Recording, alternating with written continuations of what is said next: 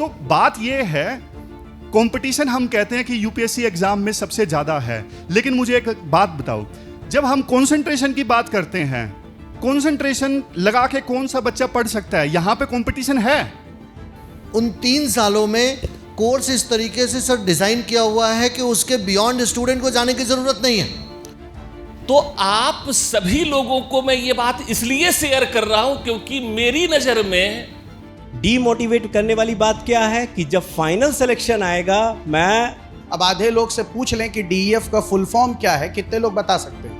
लगभग 22 प्लस राज्यों में क्लासेस सेमिनार्स लेके बैठा हूँ। 17 साल है, मतलब मेरे पढ़ाई टीचिंग करियर का 17वां साल है। समझ रहे हो?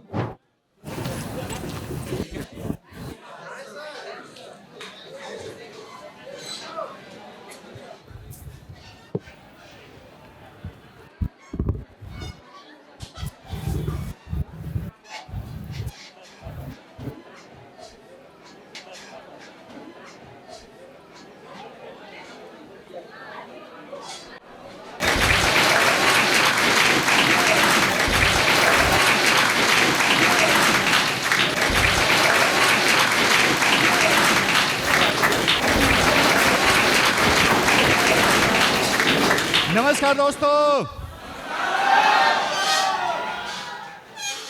आवाज नहीं आई ढंग से।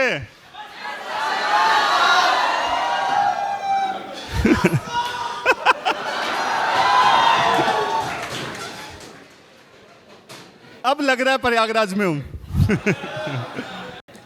आज देखो आप यहां पे आए हो ना, मैं चाहता हूं कुछ सीख के जाओ, कुछ मतलब ऐसा आपको मिले कि यूपीएससी की तैयारी आप कर रहे हो, आपको जबरदस्त फायदा हो। ऐसा नहीं कि यहाँ पे आए, थोड़ा शोर मचाया, थोड़ा एंटरटेनमेंट हो गया और फिर चले गए। नहीं, आज का सेशन देखो बहुत ज़्यादा इंपॉर्टेंट है। सौरभ सर, आलोक सर, मुकुंद सर, सबसे आप मिलोगे, लेकिन आप कुछ सीख के जाओ तब फायदा होगा। ठीक है, तैयार हो ना? हाँ। अच्छा, एक चीज़ मैं सबसे पहले किस चीज़ पे फोकस करूँगा? देखो, हर साल कितने लोग फॉर्म भरते हैं यूपीएससी का? 12 लाख के आसपास। तो एक बच्चा है, एक स्टूडेंट जिसका नाम है महेश।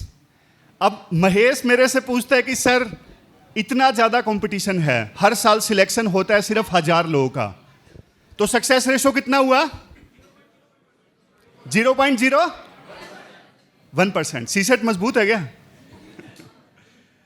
तो महेश कहता है कि सर इतना कंपटीशन है, मतलब कहाँ पे मेरा सिलेक्शन होगा? डर लगता है कई बार।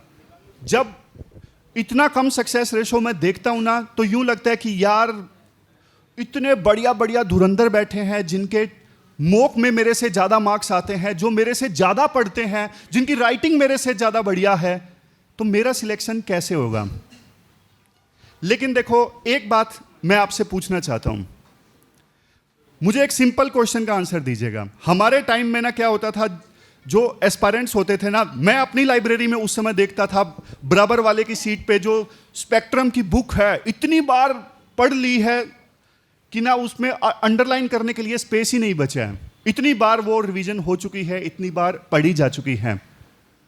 और नोट्स की हालत तो ये हो गई है, खुले नोट्स संभाले नहीं जा रहे हैं।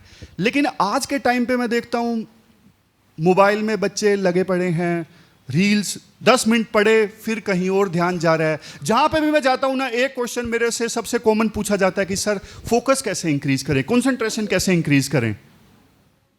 तो बात ये है, कंपटीशन हम कहते हैं कि यूपीएससी एग्जाम में सबसे ज़्यादा है, लेकिन मुझे एक बात बताओ, जब हम कंसंट्रेशन की बात करते हैं, कंसंट्रेशन लगा के कौन सा बच्चा पढ़ सकता है? यहाँ पे कंपटीशन है? नहीं है। हार्डवर्क के साथ में कंसिस्टेंटली कौन पढ़ सकता है? बताओ, यस और नो, कंपटीशन है? नहीं है कंपटीशन। बहुत कम बच्चे ऐसे हैं जो लगातार कंसिस्टेंटली मेहनत के साथ में पूरी फोकस और कंसंट्रेशन के साथ में पढ़ पाते हैं। कम है ऐसे स्टूडेंट्स। फिर हम कहते हैं कि सर कंपटीशन बहुत ज़्यादा है। सीरियस बच्चे जो ये सब क्वालिटी शो करते हैं ना, ऐसे स्टूडेंट्स बहुत कम हैं। सिलेक्शन देखो मैं आपको ला के दूंगा, मुझे आपसे चाहिए डेडिकेटेडनेस, मुझे आपसे चाहिए कमिटमेंट, मुझे आपसे चाहिए सीरियसनेस। क्या दे सकते हो? हाँ बोल दो, बोलने में तो प्रयागराज के बच्चे बहुत तेज हैं। कितने स्टूडेंट्स हैं यहाँ पे जो सोशल मीडिया चलाते हैं? ईमानदारी से बताओ, कितने लोगों को ऐसा लगता है? बस इतने ही लोगों को लगता है। बाकी लोगों को ये लगता है कि यूपीएससी का पैटर्न बिल्कुल सही है, बेस्ट पैटर्न है, ऐसा लगता है बाकी लोगों को। तो फिर हाथ खड़े क्यों नहीं कर रहे हो? देखो ध्यान से सुनना, आजकल ना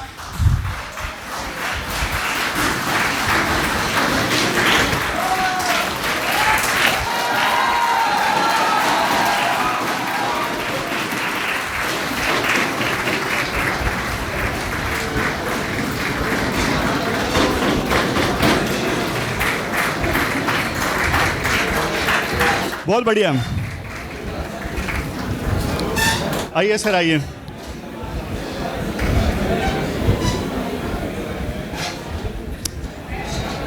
आज देखो आप में से कितने लोगों ने एवेंजर्स मूवी देखी है? एवेंजर्स मूवी में क्या था? सारे सुपर हीरो एक साथ। तो आज यहाँ पे आप सारे सुपर हीरोज एक साथ देख रहे हो।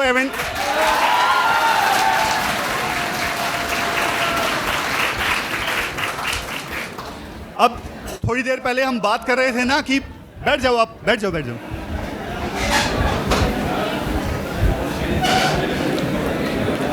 बोलना नहीं है, प्रयागराज की बेइज्जती नहीं करवानी है, सुन लो, ठीक है? सुनो ध्यान से, थोड़ा खुद पे विश्वास रखना है। वहां से आवाज आ रही है सर गर्लफ्रेंड के चक्कर में आना है। दोनों की लुटिया डूबेगी बेटा, गर्लफ्रेंड की भी और तुम्हारी भी।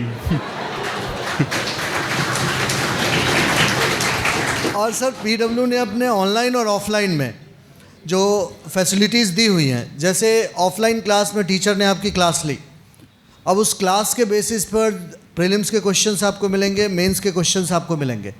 इनफैक्ट कोचिंग आपके लिए इतना कुछ कर रहा है कि आप उसके बाहर से निकल ही नहीं पाएंगे। अगर आप उसके बियॉन्ड जाकर के पढ़ने की कोशिश करते हैं तो 24 घंटा कम पड़ जाएगा। आपको मटेरियल दिया कोचिंग ने, हर वीक में आपका टेस्ट हो रहा है। ज्योग्राफी की क्लास ख़त्म हो गई, पॉलिटी की क्लास चल रही है, अभी आपका टेस्ट होगा वीकली बेसिस पे, उसमें ज्योग्राफी और पॉलिटी दोनों के क्वेश्चन आएंगे। ज्योग्राफी पॉलिटी फिनिश हो गया, हिस्ट्री की क्लास शुरू होगी, अभी उसमें हिस्ट्री का भी टेस्ट आएंगे।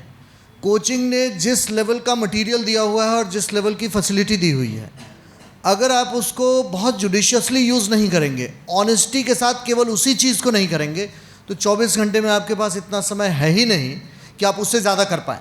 ये प्रैक्टिकली इम्पॉसिबल है कि टीचर क्लास में पढ़ाए, कोचिंग में डेली आपका टेस्ट हो रहा है, वीकली बेसिस पर आपका टेस्ट हो रहा है, कोचिंग आपको मटेरियल दे रही है, आप उससे ज़्यादा नहीं पढ़ पाएंगे।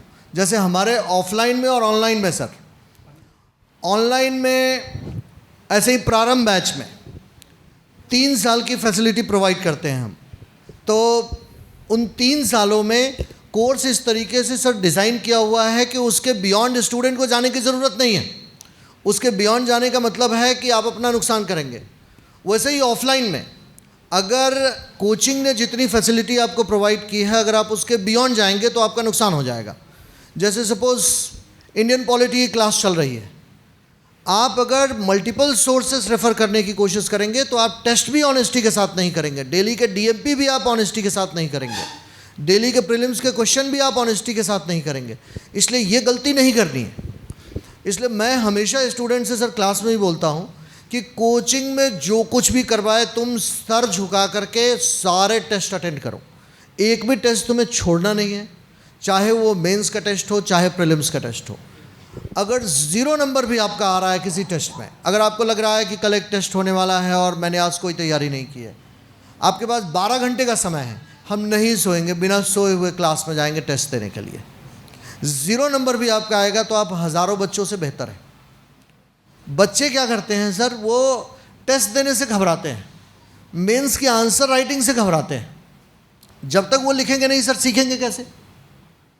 और लिखने से अगर एक बारी तुम घबराने लगे तो फिर तुम्हारे दिमाग में वो फियर साइकोसिस डोमिनेट कर जाएगा अगले 6 महीनों में।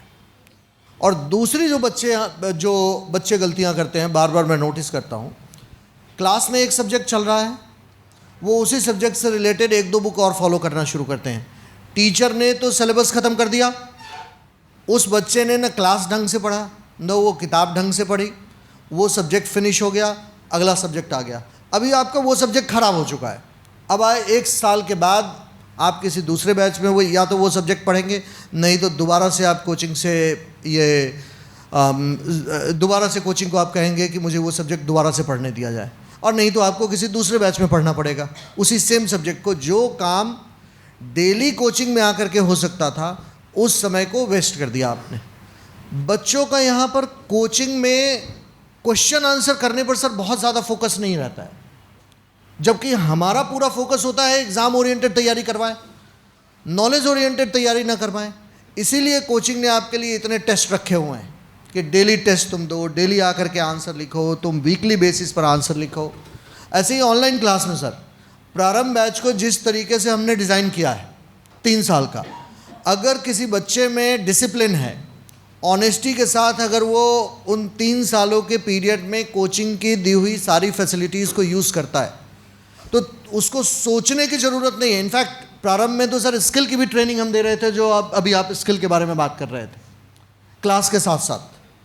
तो ऑनलाइन और ऑफलाइन में जिस तरीके से PW ने कोर्स को डिज़ाइन किया हुआ है, मतलब मैं बहुत दिनों से कोचिंग के फील्ड में हूँ, मैं ये नहीं कहूँगा कि केवल हम ही ऐसा कर रहे हैं, लेकिन मैंने इस तरीके का होता हुआ शायद अब तक नहीं देखा है कि जिस तरीके की फैसिलिटी कोचिंग में बच्चों को प्रोवाइड किया जा रहा है, चाहे वो आंसर राइटिंग से रिलेटेड हो, चाहे मेंटोर्स हो।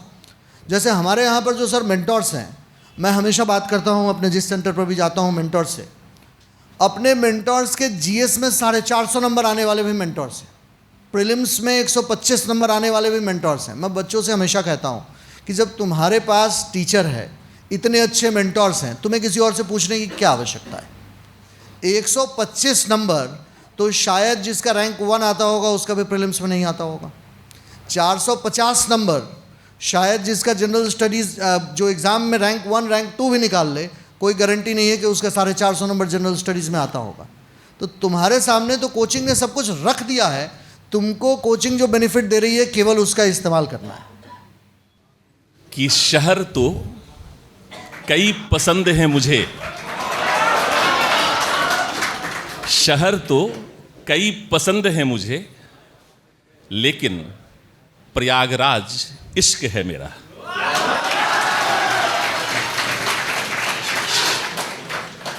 पिछले 4 वर्षों से प्रयागराज में आपके बीच रहकर मुझे यही एहसास हुआ कि प्रयागराज जैसा शहर और यहाँ जैसे बच्चे कहीं भी नहीं है। इसलिए कहते हैं कि इश्क का घाट संगम हुआ, इश्क का घाट संगम हुआ, और मुझ में जुनूनियत से भरा प्रयागराज हुआ।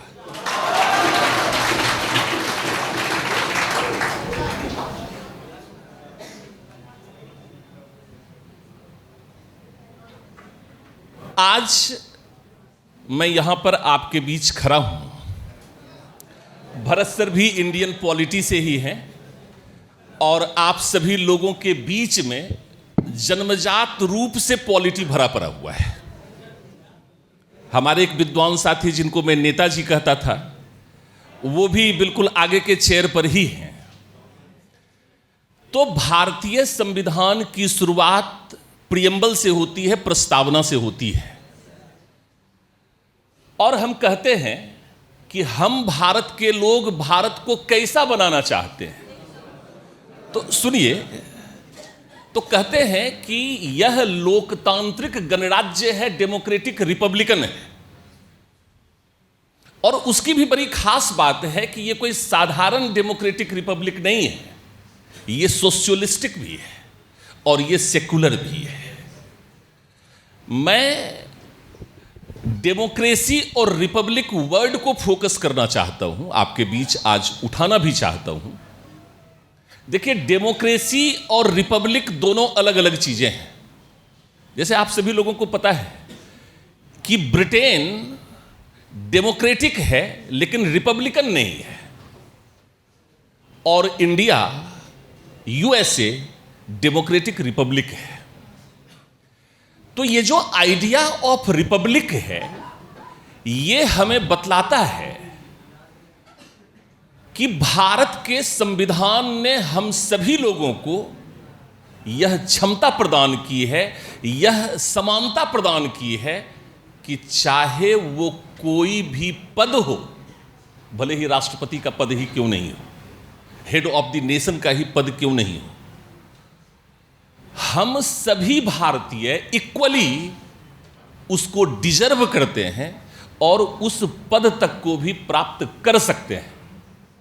तो सवाल यह है कि यदि हम भारत का सबसे बड़ा पद राष्ट्रपति को भी प्राप्त कर सकते हैं, संविधान हमें यह अधिकार देता है, तो सिविल सेवा में एक पद, एक स्थान हम सुरक्षित क्यों नहीं कर सकते हैं? अब मैं आता हूं दूसरी बात पर, थोड़ा ध्यान से सुनिएगा। आज की जो यह हमारा सेमिनार है, यह आपके जीवन में एक बड़ा परिवर्तन लाने वाला सिद्ध होगा। और मैं इसी मूड से आया हूं और मैं हमेशा इसी मूड से क्लास में आता हूं। मैं क्लास के लिए नहीं आता हूं, एक रिवॉल्यूशन के लिए आता हूं, एक क्रांति के लिए आता हूं।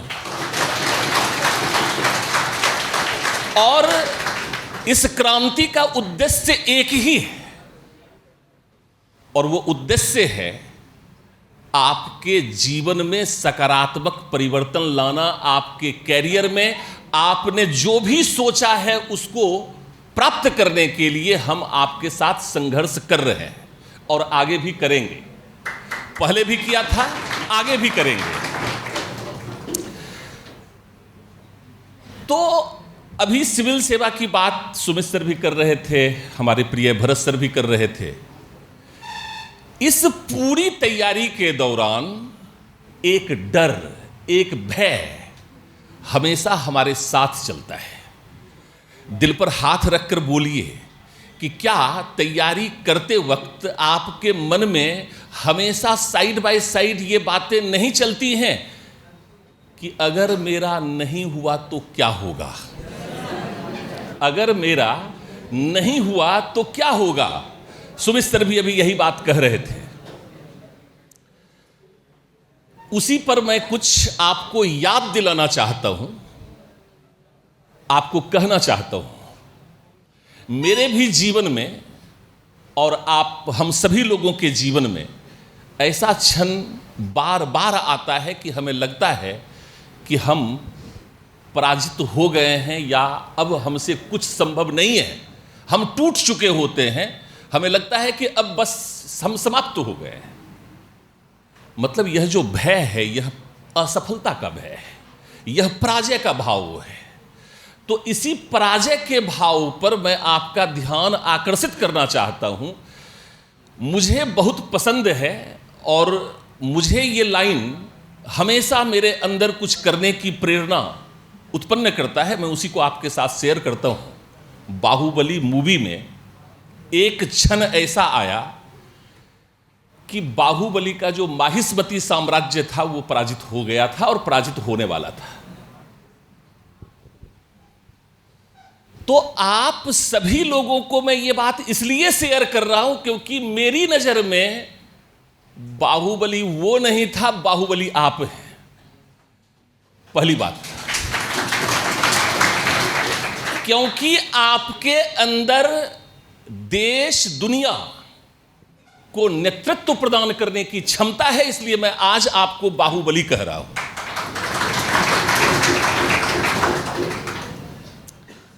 तो बाहुबली कहता है मृत्यु, मृत्यु क्या है? ये मृत्यु कहने का मतलब ये कि बाहुबली उस असफलता को, उस डर को, उस भय को मृत्यु कह रहा है जो हमारे अंदर हमेशा।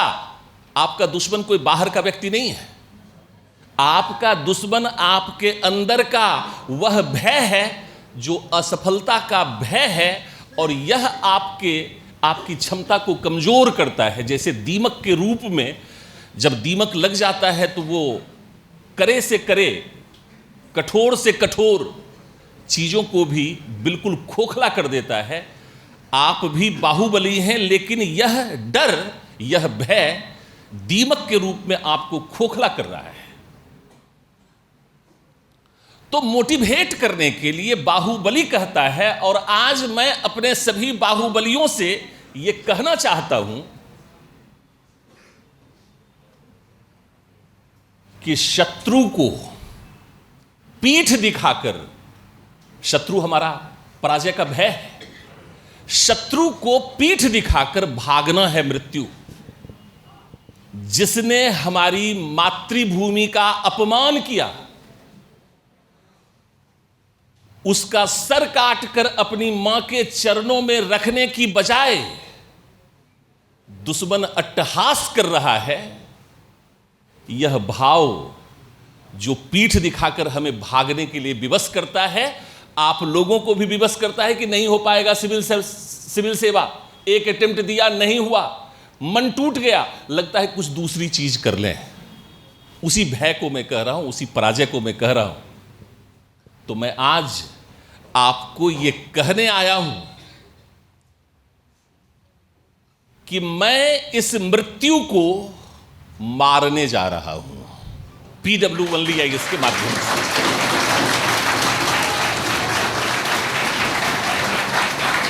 मेरे साथ चलेगा कौन? मेरे साथ लड़ेगा कौन? मेरे साथ अमर होगा कौन? PW के बटन पे मोहर लगानी है। रामधारी सिंह दिनकर ने एक बात कही, इसी को मैं यहां पर कोट करना चाहता हूं, क्योंकि इस लोकतांत्रिक गणतंत्र में जो हमारी लड़ाई है, हम कोई बहुत उच्च मध्यम वर्गीय परिवार से, बहुत अमीर घर से नहीं आए, हम सब लोग एक साधारण परिवार से आए हैं और हमें हर चीज हासिल करना है अपने संघर्ष से।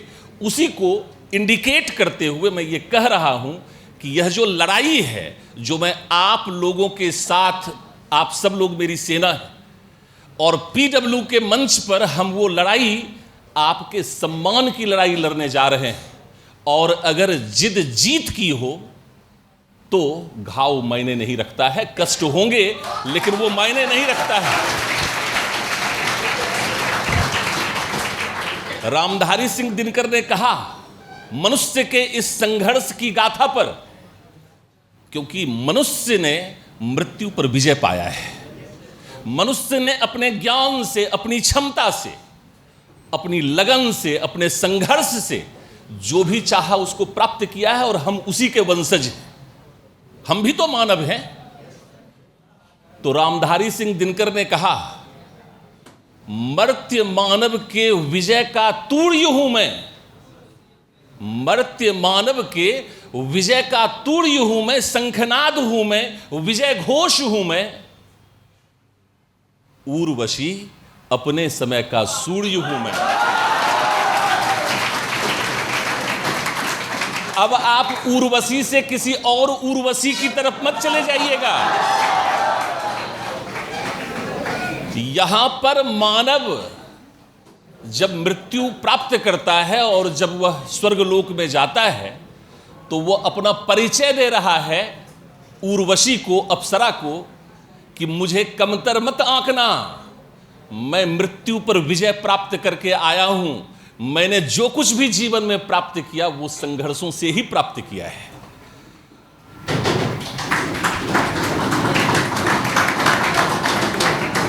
और एक बात मैं और बोलता हूं कि जो सफर की शुरुआत करते हैं, जो सफर की शुरुआत करते हैं, मंजिल उनको मिल ही जाती है। बस रास्ते पर चलने का हौसला रखना है मेरे दोस्त, कंसिस्टेंसी के साथ, असफलताओं के बाद भी। अच्छे लोगों का तो रास्ते भी इंतजार करते हैं।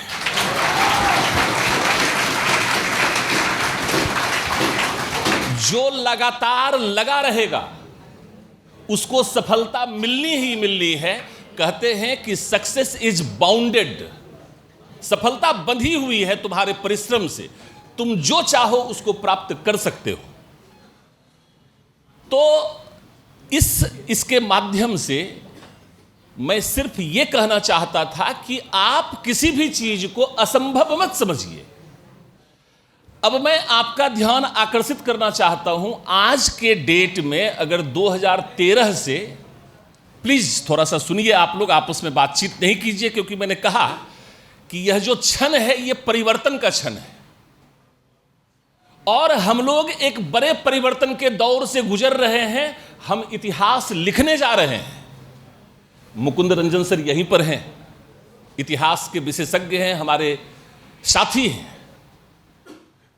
तो कहते हैं कि अगर इतिहास के संदेश को, इतिहास की विभिन्न घटनाओं में जो मैसेजेस छुपे हुए हैं, संदेश छुपे हुए हैं, यदि उसे हमने अपने जीवन में उतार लिया, यदि उसे हम ठीक से समझ पाए, तो हम इतिहास लिख सकते हैं।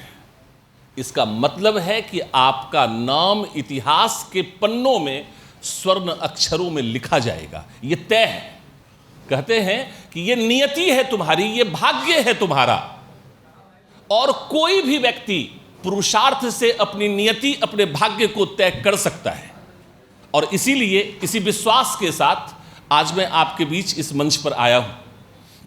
तो मेरे पास कुछ सफल लोगों की कहानियां हैं, उसके माध्यम से मैं आपसे कुछ कहना चाह रहा हूं। देखिए, अगर हर वर्ष के रिजल्ट को आप देखेंगे, 2013 से लेकर के 2025 तक के रिजल्ट को आप देखिए, तो कुल मिलाकर के दो प्रकार के कैंडिडेट आपको मिलेंगे।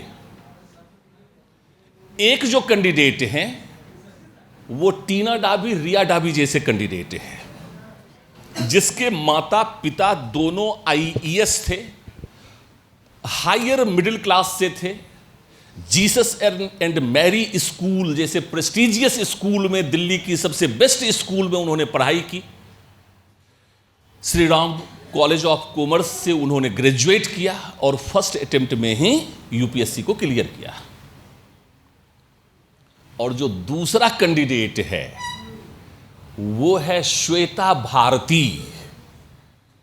आपने शायद नाम नहीं सुना होगा, मैं आपको बतलाता हूं श्वेता भारती के विषय में। या अभी बहुत हाल ही में दिव्या तंवर हमारी स्टूडेंट भी थी और आपने देखा होगा कि उसका इंटरव्यू मैंने ही लिया था। तो दिव्या तंवर को देखिए, श्वेता भारती को देखिए, उदय रेड्डी को देखिए। उदय रेड्डी जो एक अनाथ था, मतलब घर परिवार भी नहीं था, और वीरदेव जो चरवाहा था, भेड़ बकरी चराया करता था कोल्हापुर की पहाड़ियों में। स्कूल के अंदर वह क्लास में नहीं जाता था, डॉक्टर भीमराव अंबेडकर की भांति वो क्लास के बाहर बैठकर लेक्चर सुनता था। पूरा स्कूलिंग उसने ऐसे ही किया। तो श्वेता भारती हो, दिव्या तंवर हो, उदय रेड्डी हो, वीरदेव हो, या वरुण बरनवाल हो जो साइकिल का पंचर लगाते थे, हम लोग कुछ उसी साधारण परिवेश से, थोड़ा उससे अच्छा या लगभग इसी परिवेश से हम लोग अपने आप को मानते हैं, क्योंकि हमारे अभिभावक भी बहुत संघर्षों से आप लोगों को यहाँ पर भेज रहे हैं और वे आपसे बड़े बड़े सपनों की उम्मीद रखते हैं कि आप शायद उसको पूरा कर पाएंगे। तो ये कहानियां जिनका नाम हमने रेफर किया आपको, संक्षेप में हमें यह समझाती है कि अभाव या गरीबी की कोई भी दीवार इतनी ऊंची नहीं होती जिसे लांघा नहीं जा सके। अभाव या गरीबी की कोई भी दीवार इतनी ऊंची कभी नहीं होती जिसे कि लांघा जा सके। और मैं कहता हूं, सुमित सर से भी कह रहा हूं, कि हम लोग इधर उधर के एग्जाम्पल्स पर क्यों बात करें।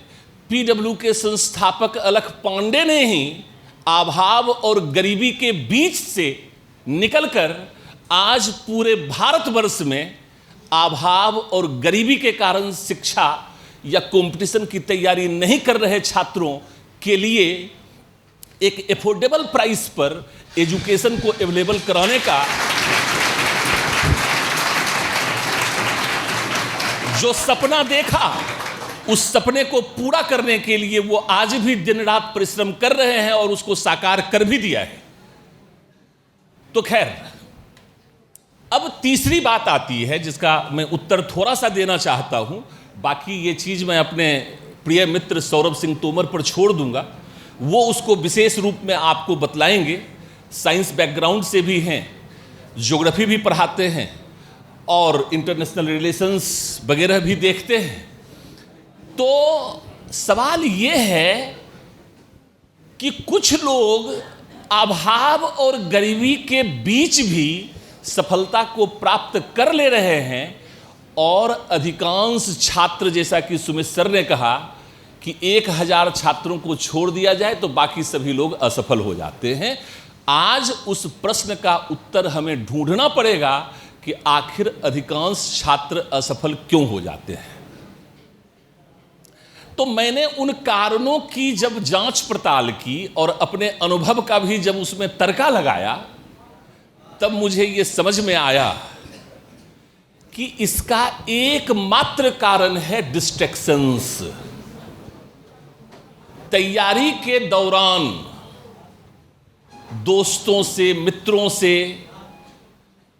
सोशल मीडिया आजकल इसमें बहुत बड़ा रोल प्ले कर रहा है। तो इसके कारण से जो डिस्ट्रैक्शंस हो रहे हैं वही हमारी असफलता का कारण है, और जो इससे बच जा रहा है वही सफल भी हो रहा है। कहते हैं कि वो वक्त मिलने पर आती थी,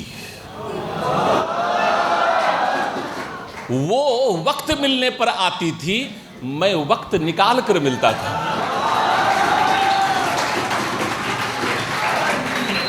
वो वक्त मिलने पर आती थी, मैं वक्त निकाल कर मिलता था। डिस्ट्रैक्शंस के लिए कह रहा हूं। वो किसी काम से आती थी, मेरा तो काम ही मिलना था।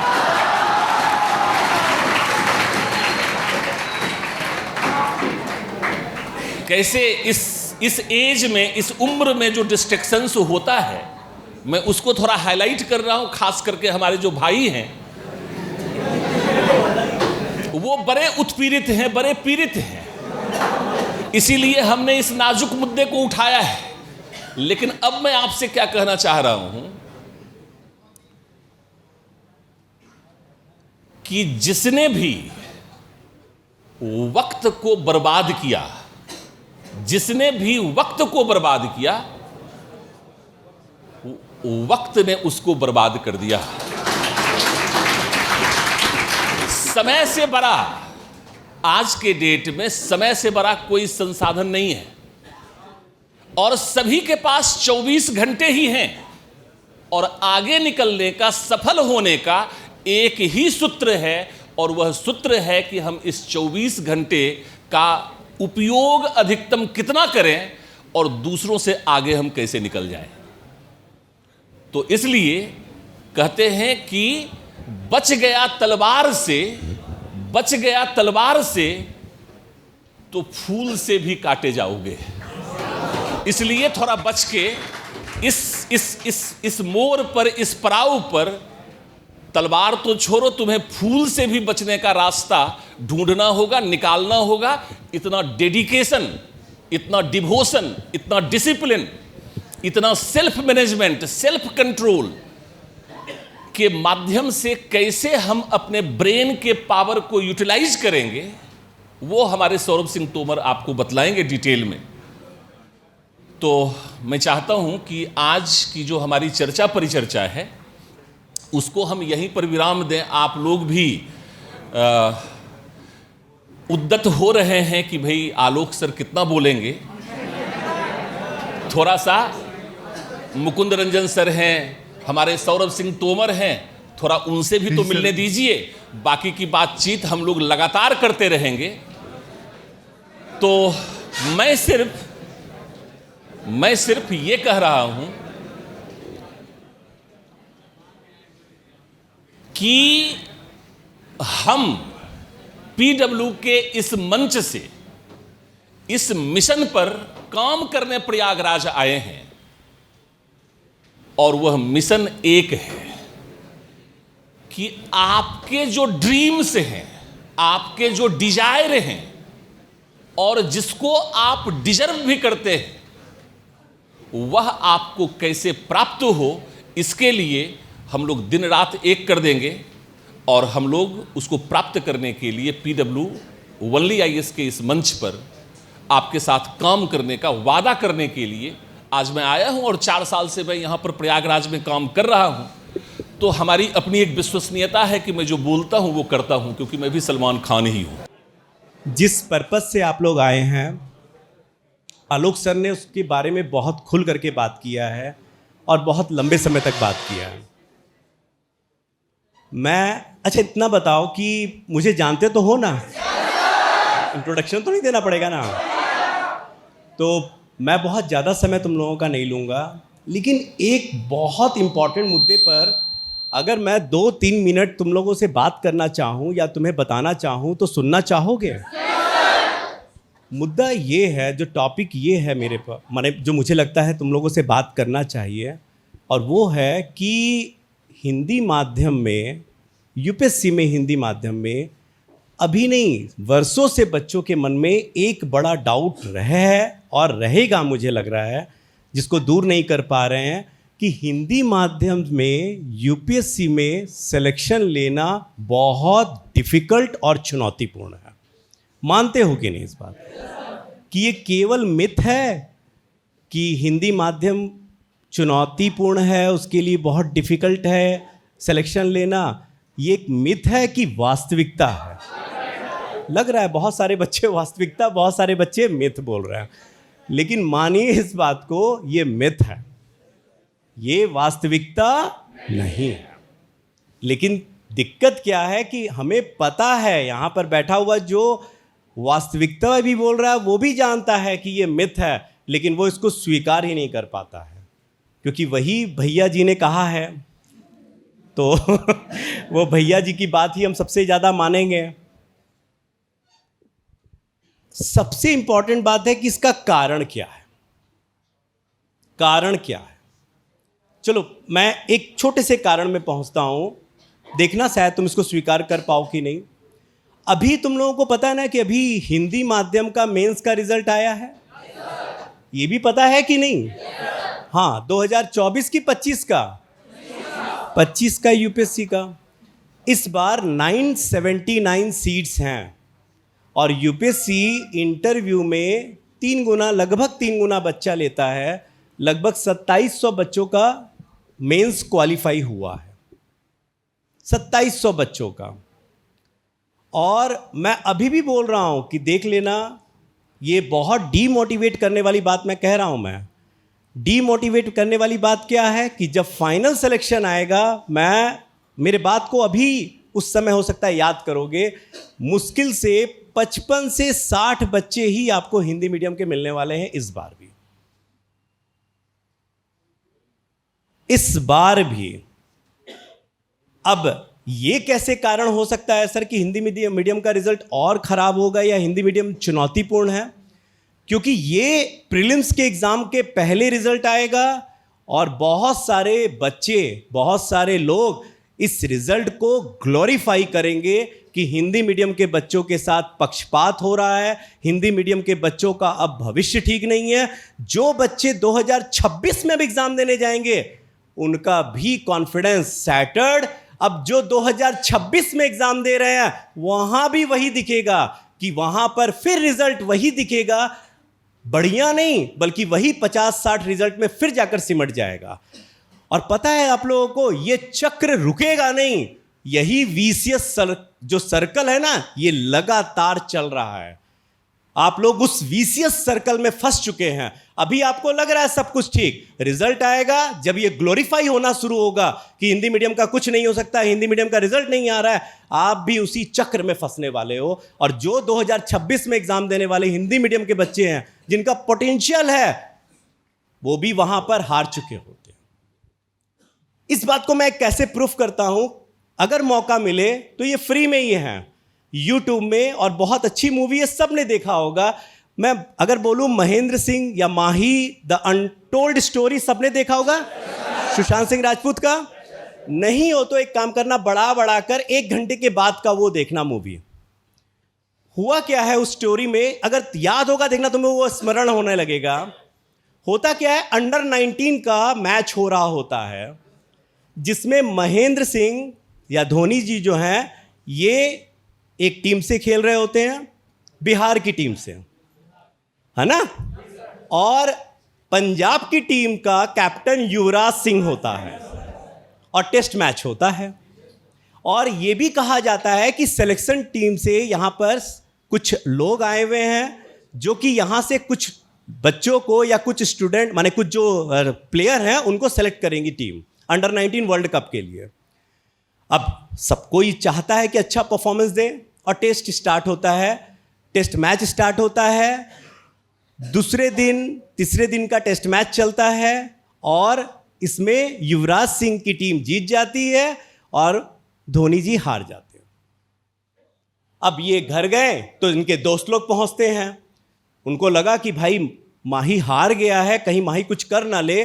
दरवाजा देखना खटखटाते हैं, एक दोस्त, तब दरवाजा नहीं खुलता, डर जाता है।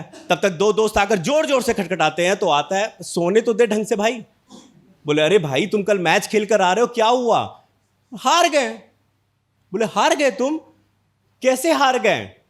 बोले भाई हमने कुल 389 स्कोर किया, लगभग 390 के लगभग इन्होंने स्कोर किया। और बोले कि जब युवराज सिंह की टीम खेल रही थी तो अकेले युवराज सिंह ने 390 का स्कोर कर दिया, और उन्होंने इतना ज्यादा स्कोर कर लिया कि दूसरी बार हमको खेलने का ही मौका नहीं मिला और हमारी टीम हार गई। तो बोले अच्छा, कोई कारण कैसे हम हार गए? बोले इसका कारण सिंपल सा, कि कारण हुआ क्या कि जब हम सेकेंड डे मैच खेल करके और वॉलीबॉल प्रैक्टिस करने के लिए गए, वहां पर हमारी टीम वॉलीबॉल प्रैक्टिस कर रही थी, युवराज सिंह वहां से गुजर रहा था। भाई साहब का कॉन्फिडेंस तो था ही, टशन भी लगभग बहुत तगड़ा था। सारी टीम धोनी को छोड़ करके युवराज सिंह की तरफ देख रही थी और लगभग देखती रही। यानी वो सारा देखा जाए तो उनका कॉन्फिडेंस पहले ही शैटर किसने कर दिया? युवराज सिंह। तो धोनी ने स्टेटमेंट दिया कि हम मैच उसी समय हार चुके थे, हमने तो पहले ही मान लिया कि इतना कॉन्फिडेंट बंदा, इतना ग्लोरीफाई बंदा हम कहां कर पाएंगे। सोचना, जरा बैठकर सोचना कि ऐसा क्यों होता है कि हिंदी मीडियम का स्टूडेंट क्यों बार बार इंग्लिश मीडियम के स्टूडेंट के ग्लोरीफाई के सामने अपना पहले ही हथियार रख देता है। लेकिन इसका जवाब भी इसी मूवी में ही है। अब होता क्या है आगे कि सिलेक्शन टीम वाले सेलेक्ट करते हैं प्लेयर्स को और उसके बाद नाम अनाउंस करते हैं। नाम अनाउंस करते हैं, उसमें जिनको लेना उनका नाम ले लेते हैं और बताते हैं कि 3 लोग ऐसे हैं जिनके बारे में चर्चा हो रही थी लेकिन वो सेलेक्ट नहीं हो पाए। उसमें गौतम गंभीर का भी नाम लेते हैं लेकिन धोनी का नाम कहीं नहीं होता है। और वहां उसके स्टूडेंट बैठे, माने उसके दोस्त लोग बैठे होते हैं और धोनी वहां नहीं होता है। अब उनको बहुत बुरा लगता है, उनको लगता है कि ये पक्षपात ज्यादा ही हो रहा है। वो लोग गए कि भाई माही बहुत परेशान होगा, चलो उसको इस समय उसका साथ देते हैं, उसको ढाढ़स बंधाते हैं। गए घर में और माही आ रहा है अपने साथ में 1 किलो बालूशाही और समोसा लेकर कि भाई सबको बांटो। बोले माही पागल हो गया क्या? भाई तेरा सिलेक्शन नहीं हुआ है? बोले हाँ नहीं हुआ, क्योंकि मैं जान गया हूं कि क्यों नहीं हुआ है। इतना खेल करके इससे काम केवल नहीं चलेगा, अब मुझे और मेहनत करना पड़ेगा। मैं अपने चुनौती को जान गया, मैं अपनी कमजोरी को जान गया, मैं ग्लोरीफाई नहीं हो रहा हूं, मुझे पता है कि अब मुझे क्या करना है। और अगर तुम्हें पता हो, ये वाकई सच वाली घटना है, सब जानते हैं कि एक दिन यही माही इंडियन टीम का कैप्टन बनता है और युवराज उसके अंडर खेलता है। सोच रहे हो? इसका मतलब वो युवराज के ग्लोरिफिकेशन से नहीं अपना हथियार रखा, वो जानता था, उसके दिमाग में चल रहा था कि मुझे क्या करना है। तो कुल मिलाकर अगर मैं कहूं कि हिंदी माध्यम में जो चुनौती है वो माध्यम नहीं है, वो माध्यम नहीं है बच्चों, वो चुनौती माइंडसेट का है। चुनौती क्या है? माइंडसेट की चुनौती है। और माइंडसेट की चुनौती के कारण ही है कि आज हिंदी माध्यम का बच्चा सोच कर भी सही तरीके से अपने एग्जाम को पास नहीं कर पा रहा और रिजल्ट नहीं दे पा रहा है। यहां है ही नहीं माध्यम की कोई चुनौती। क्योंकि अगर मैं यूपीएससी की बात करता हूं तो यूपीएससी बहुत फेयर एग्जाम कराता है। और यूपीएससी अगर भेदभाव, कई लोग बोलते हैं भेदभाव करते हैं, मैं भी बोलता हूं भेदभाव करता है यूपीएससी, लेकिन वो भेदभाव मीडियम पर नहीं करता है, वो मेरिट पर करता है। जो मेरिट पर उचित होगा वो उसको सेलेक्ट करता है। तो हिंदी मीडियम क्यों नहीं सेलेक्ट कर पाता अपने आप को? क्यों नहीं कर पाता? क्योंकि वो वहां पर अपने आप को मेरिट में कहीं पा नहीं पाता है। तो क्या सर हिंदी मीडियम में कोई चुनौती नहीं है? हां बिल्कुल, मैं मानता हूं चुनौती नहीं है, ये बात नहीं कह रहा हूं, चुनौती है। लेकिन सही चुनौती को यार जानो आप लोग पहले कि आखिरकार वो चुनौती है क्या। हम भागे जा रहे कहीं और चुनौती कुछ और है। चुनौती है क्या? आंसर राइटिंग के स्ट्रक्चर को बनाने का, जो हम लोग नहीं जानते हैं ठीक से, जो यूपीएससी की डिमांड है हम लोग नहीं जानते हैं। चुनौती है सी सेट को लेकर, जो हर साल हमारे हाथ पैर फुला देता है और हो सकता है निर्णय ही बदलवा देता है। अगला साल फिर देख लेंगे, रहने दो यार, इस बार प्रीलिम्स नहीं होगा, हमको पता है, क्योंकि सी सेट ही नहीं निकलेगा। चुनौती है आपका करंट अफेयर के अप्रोच को लेकर, कि करंट अफेयर का सही अप्रोच ही आप साल भर में डेवलप नहीं कर पाते हैं। चुनौती कहां है वो समझो, और चुनौती जहां है अगर उसको हम सही तरीके से जान जाएंगे तो मानी सी बात है, हमें पता लग जाएगा कि कहां हमारी कमी है, कैसे उसे दूर करना है। क्योंकि यूपीएससी में अभी भी कह रहा हूं केवल माइंडसेट और अप्रोच का है। ये पूरी तरह से माइंडसेट और अप्रोच की बात करता है, ये लैंग्वेज का कहीं कोई डिफरेंस नहीं करता है। यहां बैठे हुए जितने भी हिंदी मीडियम के स्टूडेंट, अभी सर भी बता रहे थे, एग्जाम्पल भी ले रहे थे, कई लोगों के टॉपर्स के एग्जाम्पल ले रहे थे। और मैं जानता हूं कि तुम लोग टॉपर्स के एग्जाम्पल से या तो हिंदी मीडियम के जो टॉपर्स होते हैं उन्हीं से ज़्यादा प्रभावित होते हो। मैंने भी बात किया है, मैं नाम नहीं लेना चाहता हूं टॉपर्स के, लेकिन मैंने भी बात किया है। एक हिंदी मीडियम का टॉपर से मैं बात किया और मैं जानबूझकर उसको छेड़ने के लिए, सिलेक्शन ऐसे ही हो गया होगा, बस जो पढ़ा होगा वही आ गया होगा, है ना।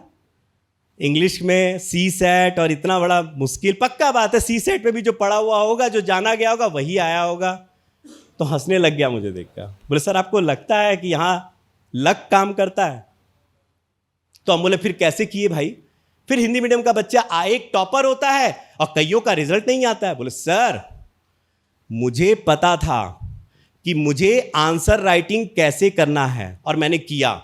मैंने अपने आंसर को स्ट्रक्चर में कैसे बनाना है, क्या पॉइंट्स डालने हैं उसमें, किस तरह से उसको लिखना है, मैंने अपनी लेखन शैली को डेवलप किया। सर मैं हिंदी माध्यम का होते हुए भी मुझे इस बात का पता था कि मैं हिंदी माध्यम में आराम से रिजल्ट ले लूंगा, बस मुझे अपने लेखन शैली को डेवलप करना है। और मैं लगातार कंसिस्टेंट होकर के अपने लेखन शैली में कंसिस्टेंसी रखा। और मैं, सबसे बड़ी बात है, अपने लैंग्वेज पर अपना कमांड बनाया कि कैसे मुझे लिखना है। जैसे यहां पर बैठा हुआ बहुत सारे स्टूडेंट है जो मेरे करंट अफेयर की क्लास शुक्रवार को करते हैं, पक्का बात है, कल भी किया होगा। और कल मैंने एक उर्वरक टॉपिक पढ़ाया, हाँ या ना। अब मैंने उर्वरक टॉपिक पढ़ाकर लास्ट में याद है एक क्वेश्चन दिया था मेंस का, हाँ या ना। अब मैं बता रहा हूं, आज मॉर्निंग में जब मैं पढ़ाने गया तो एक बच्चा मुझे आंसर दिखा रहा है, सर मैंने आंसर लिखा, चेक कीजिए ना। तो मैंने चेक किया, 2 लोगों के आंसर मैंने चेक किए हैं और मैं हैरान हो गया, 2 लोगों की अलग अलग बातें। एक व्यक्ति का मैंने देखा बहुत अच्छा लिखा, क्योंकि उसने लिखा हुआ था कि अगर उर्वरक की आयात निर्भरता को कम करना है सरकार को, तो सरकार को क्या क्या प्रयास करना चाहिए। तो मैंने देखा उसके आंसर में कि बेस्ट आंसर लिखा, नैनो यूरिया, यूरिया गोल्ड, सब कुछ एकदम जैसे कल मैंने बताया था, टेप करके एकदम वैसे वैसे डाल दिया।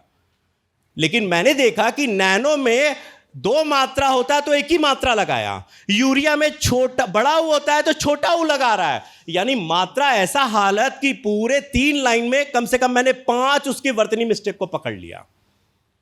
और यूपीएससी जब उसको देखेगा कि आप हिंदी से एग्जाम दे रहे हैं, आपको लिटरेचर यहां नहीं लिखना है, लेकिन आप एक नॉर्मल वे में भी व्यक्त कर रहे हैं, आप एकदम आराम से इजी लैंग्वेज में लिख रही है, आपको कोई भारी भारी शब्द यूज नहीं करना है, लेकिन आपको यह तो पता होना चाहिए कि यूरिया में छोटा होता है कि बड़ा होता है।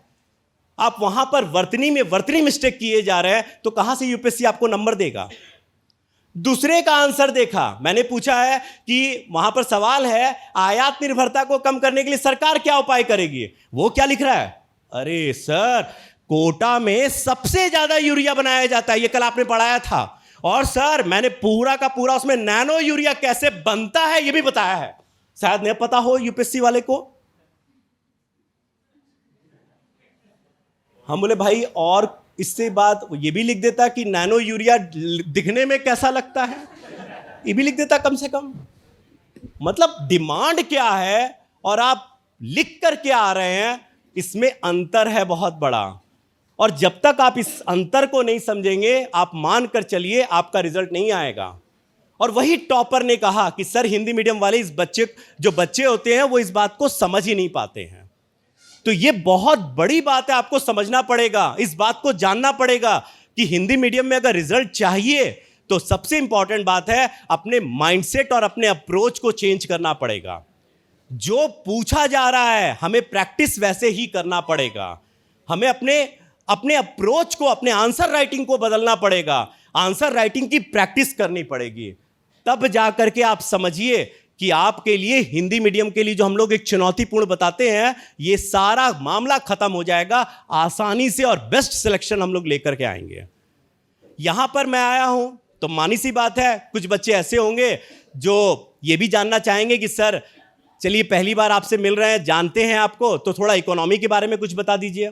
मैं बहुत ज़्यादा टाइम नहीं लूँगा क्योंकि मैं जानता हूँ, बस इतना कहूँगा कि इकोनॉमी एक बहुत प्रैक्टिकल विषय है, बहुत आराम से समझने वाला आसान विषय है। आप इसको कठिन नहीं बनाइए, ये बहुत आसानी से इसको कवर किया जा सकता है और बहुत इंपॉर्टेंट है। इसके लिए क्या करना चाहिए? नंबर 1 स्टेप, आप पहले बेसिक बुक को पढ़िए। अगर आपको इकोनॉमी समझना है तो आप 9, 10, 11 इनकी बेसिक बुक को पढ़िए। नंबर 1 एक स्टेप, पहला स्टेप मैं ये कहूँगा। दूसरे स्टेप में मैं बात करूँगा कि आप इकोनॉमी के जब भी आंसर लिख रहे हो, पहले आंसर लिखने के लिए आपको कंटेंट चाहिए। तो आप एक काम कीजिए, कुछ पॉइंट्स बना लीजिए। कोई जैसे अगर उर्वरक पर मैंने सवाल बोला आयात निर्भरता कम करने के लिए, तो आपके पास दिमाग में बस पॉइंटर होना चाहिए कि सर नीम लेपित यूरिया मेरे पास है, मेरे दिमाग में यूरिया गोल्ड है, मेरे दिमाग में नैनो यूरिया है, मेरे दिमाग में एक राष्ट्र एक उर्वरक या भारतीय जन उर्वरक परियोजना है, मेरे दिमाग में पीएम प्रणाम योजना है। अब सर बस ये पॉइंट है तो मैं लिख कर आ जाऊंगा आराम से। तो आपके पास वो पॉइंट केवल होना चाहिए, रटना नहीं है, आपको वो कंसेप्ट समझ करके पॉइंट दिमाग में रखना है।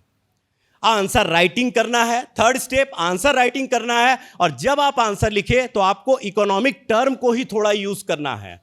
आपको पता होना चाहिए अगर यूरिया में सरकार सब्सिडी दे रही है तो राजकोषीय घाटा बढ़ रहा है, तो आप राजकोषीय घाटा शब्द का प्रयोग करिए। वहां पर आप जीडीपी शब्द का प्रयोग कीजिए।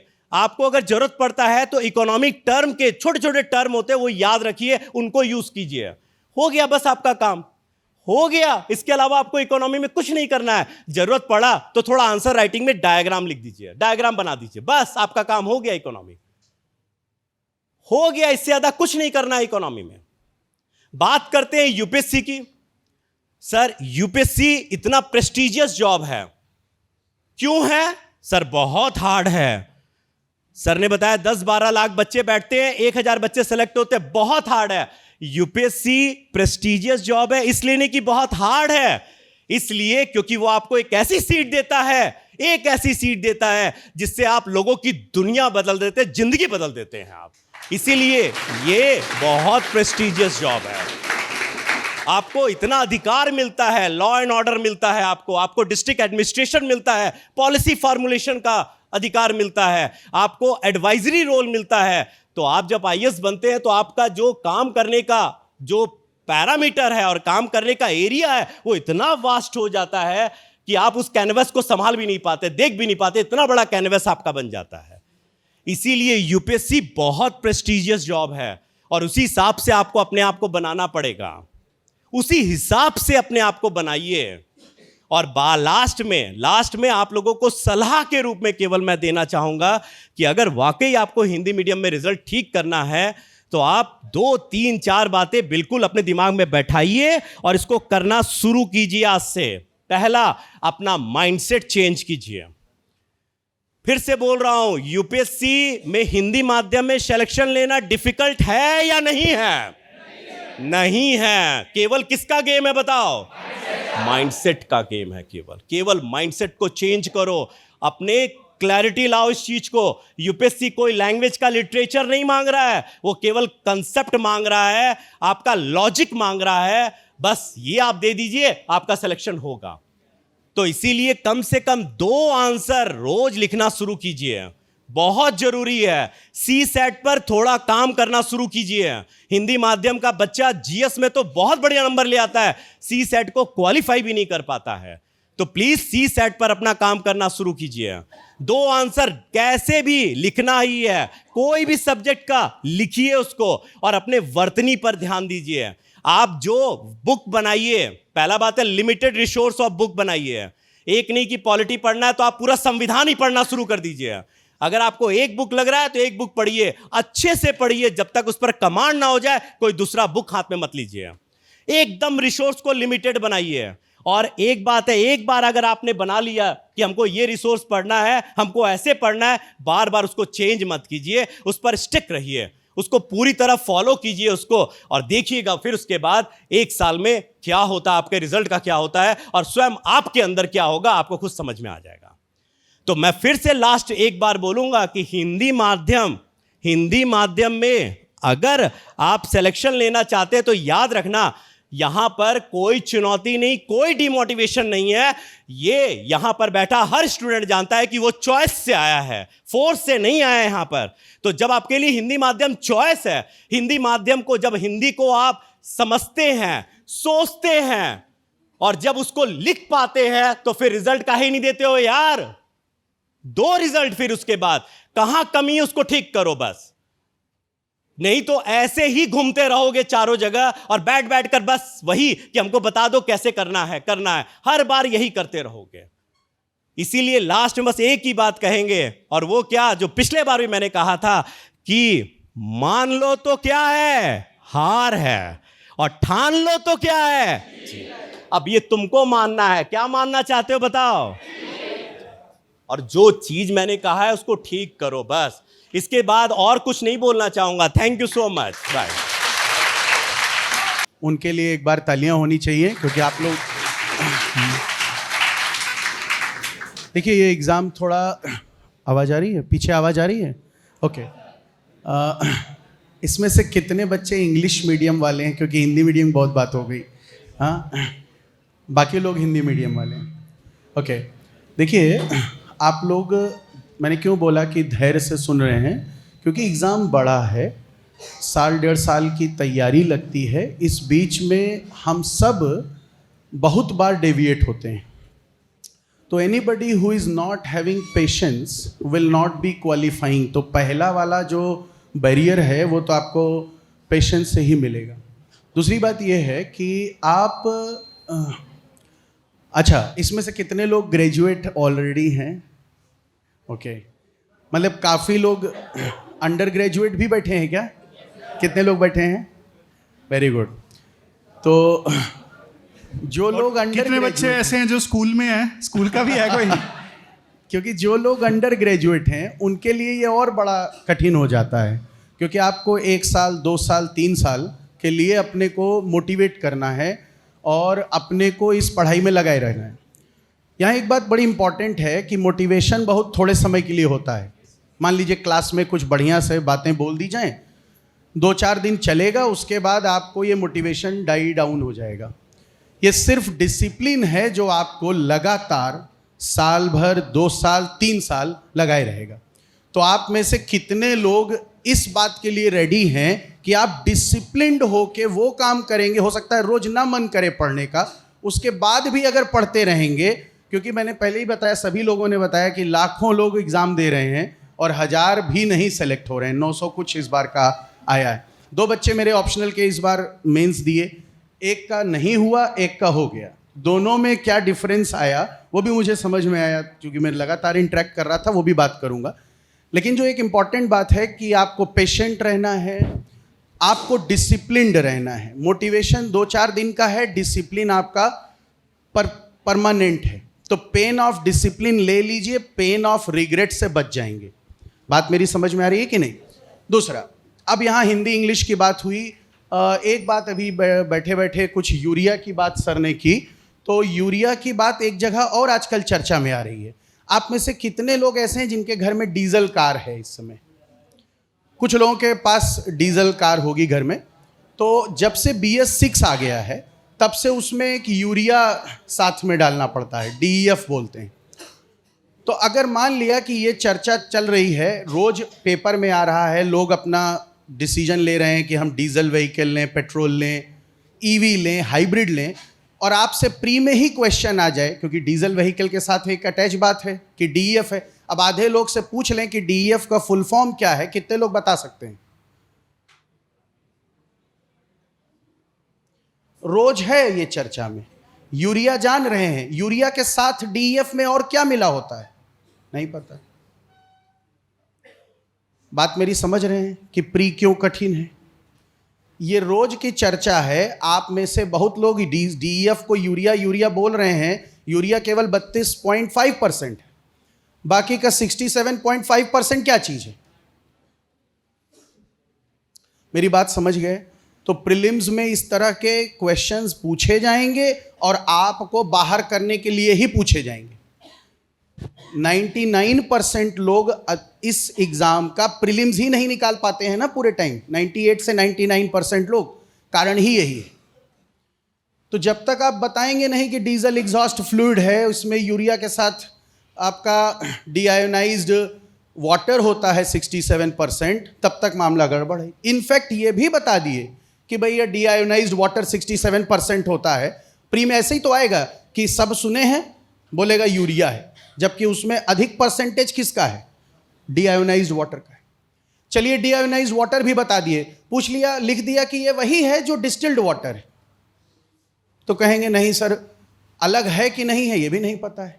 अब जब तक आप रोज की ये सब बातें जो चल रही हैं, सारे 5 सेंसेस और प्लस एक 6 सेंस नहीं आपका एक्टिव है, तो आपसे प्रीलिम्स नहीं निकलेगा। मेंस के क्वेश्चन और टॉपिक आपको एनालिसिस आप कर नहीं पाओगे, गेस भी नहीं कर पाओगे कि क्या पूछा जाए। हर कुछ आप पढ़ नहीं सकते हो भाई। सिलेबस दिया हुआ है, मैंने हर बार हर मंच पे बोला है कि सिलेबस हमको हिंट है यूपीएससी की तरफ से, PYQ दूसरा हिंट है। सिलेबस बताता है क्या क्या पढ़ना है, PYQ क्या बताता है कितने डेप्थ में पढ़ना है। हर बार ये बात बोलता हूं मैं। साथ ही साथ जो रोज चल रहा है, अब तेजस वाला इंसिडेंट हो गया, आज कल हुआ ये, तो अब तेजस का ये जो इंसिडेंट हो गया, भारत की जो हम लोग एस्पायर कर रहे थे कि उनके रफाल से, चाइना के JF-17 से, उनके सामने तो वहाँ पर, वो भी ऐसी जगह पर ये हादसा हुआ है कि कुछ बचने बचाने का नहीं। तो अब इसका क्या रिपरकशन आएगा, ये एनालिसिस आपको कर लेनी चाहिए कि हमारे डिफेंस सेक्टर में हो सकता है आज या कल में डिफेंस का जो स्टॉक होगा HAL का वो गिरेगा। तो अगर आप इस लेवल पर अलर्ट हैं कि हाँ यूपीएससी के सिलेबस को जब आप बार बार पढ़े हैं तो करंट अफेयर्स में जो चल रहा होगा उसको आप कनेक्ट कर पाएंगे। करंट अफेयर्स और स्टैटिक पोर्शन का इंटीग्रेशन नहीं होगा, आपसे एग्जाम नहीं निकलेगा। और इंटीग्रेशन होगा ही तब जब आपको करंट पे भी कमांड होगी और आपको अपने सिलेबस का भी पॉइंट बाय पॉइंट पता होगा। क्योंकि हर रोज पेपर आता है, पूरा पेपर क्या पढ़ सकते हैं क्या? कम से कम 3 घंटा भी समय देंगे, पूरा इंडियन एक्सप्रेस या द हिंदू आपसे होगा नहीं। शुरू में 3-3.5 घंटा भी लगता है। 15 दिन, 20 दिन, 1 महीना, 2 महीना होने के बाद जाकर स्थिति ऐसी आती है कि आप कहते हैं हाँ ये टॉपिक हमारा पढ़ लिए हैं। एक बार इस विषय पर लद्दाख का इशू आया, अब आपसे पूछ लिया कि लद्दाख को 6 शेड्यूल में इंक्लूड करना चाहिए कि नहीं करना चाहिए। बात समझ रहे हैं? करना चाहिए कि नहीं करना चाहिए। तो सबसे पहले तो इंपॉर्टेंट बात यह है कि भैया इनको स्टेट पहले बनाया जाए, इनको पहले बना दिया जाए कि कश्मीर को बना दिया जाए। बात मेरी समझ रहे हैं? देखिए, राजनीतिक वर्ग अपने हिसाब से बातें करेगा।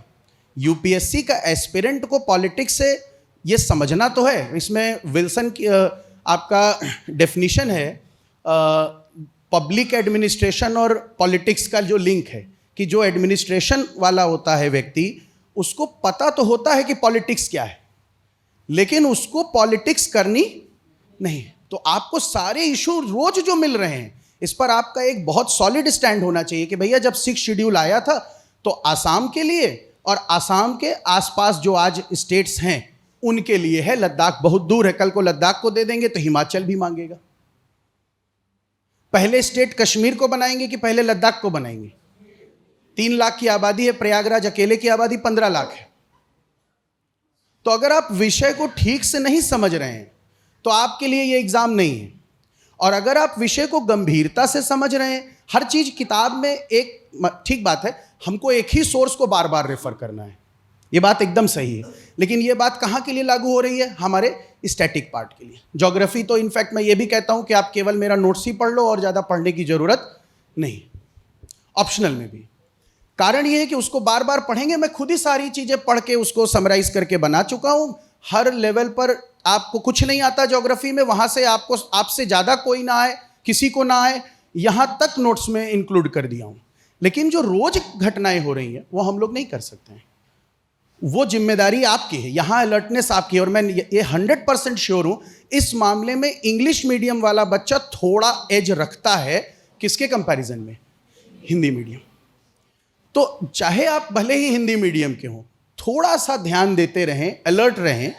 अच्छा, एक और बात सीसेट की उठाई सर ने। सीसेट का फुल फॉर्म जिस दिन आप समझ गए, सिविल सर्विसेज एप्टीट्यूड टेस्ट, मतलब सिविल सर्विस के लिए कैसा एप्टीट्यूड चाहिए इसका टेस्ट हो रहा है। आप किस लिए पढ़ते हैं? कि हम कट ऑफ क्लियर कर लें। लास्ट में आप कट ऑफ क्लियर करने के लिए पढ़ते हैं, जबकि आप अगर इसका सिलेबस देखें, कॉम्प्रिहेंशन है कि नहीं है? कॉम्प्रिहेंशन का मतलब है समझना। विषय को जो दिया जाए उसको जल्दी से समझ लें, काम के आंसर उसमें से निकाल के सही टिक कर लें। रोज पेपर आता है, कॉम्प्रिहेंशन स्किल ही तो इंप्रूव होती है आपकी अगर आप पढ़ते हैं तो। कोई एक एडिटोरियल,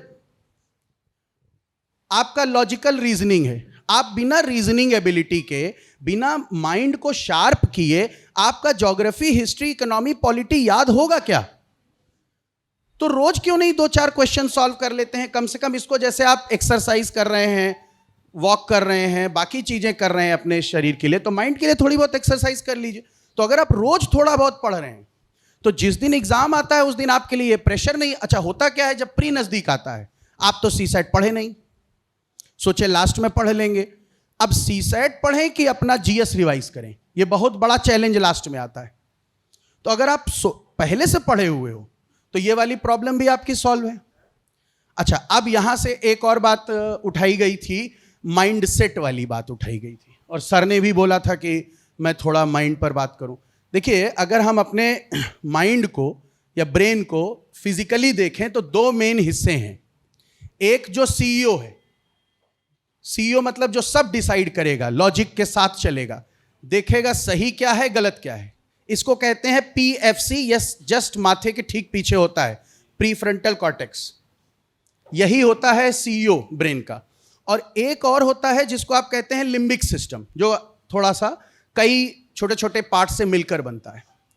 लिम्बिक सिस्टम क्या करता है, जैसे अभी कर रहा है आप लोगों के साथ, कि हम मोबाइल में ध्यान जा रहा है, खाना नहीं खाए हैं, और बहुत सी चीज़ें मन में चल रही हैं, ये इमोशंस जनरेट कर रहा है हर समय, कभी हैप्पीनेस का, कभी सैडनेस का, कभी एंग्जाइटी, ये सब हर समय इमोशनल तरीके से बात करता, मतलब ये इमोशंस जनरेट करता है। और जो सीईओ है वो डिसाइड करता है कि हम क्लास में बैठे हैं, सर की बात सुन लेते हैं, भले ही हम 2 घंटे 2.5 घंटे से बैठे हुए हैं, लेकिन चलो शायद कुछ काम की बात मिल जाए, हमारी तैयारी में हेल्प करेगी। तो जो रैशनैलिटी आती है वो सीईओ से आती है ब्रेन के। तो एक है इमोशनल ब्रेन, एक है आपका, और इन दोनों में हमेशा ही एक कॉन्फ्लिक्ट और कोऑपरेशन दोनों चलता है। तो जितने एस्पिरेंट क्लियर करते हैं उनका कहीं ना कहीं जो सीईओ है वो बहुत स्ट्रांग होता है। ऐसा नहीं है कि उनको भी डेविएशन नहीं आ रहा, उनका भी तमाम तरह का मन विचलन हो रहा है। जैसे गीता में भगवान ने भी कहा है कि बहुत कठिन काम है फोकस करना, तो सबका है। लेकिन जिनका सीईओ वाला ब्रेन है वो क्या कर रहा है, यही बुद्धि है, वो अलर्ट है कि नहीं यार हमारा काम की बात है, हम यहां सुनेंगे तब जाएंगे। मेरी बात समझ रहे हैं? दूसरी बात माइंडसेट की ओर है।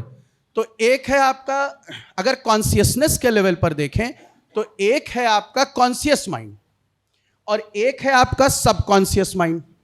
सबकॉन्शियस माइंड आइसबर्ग के वो नीचे वाले पार्ट की तरह है जो पानी के नीचे है। बाहर दिख रहा है कॉन्शियस माइंड, और असली जो पूरा वेट है वो सब कहां है, पानी के नीचे।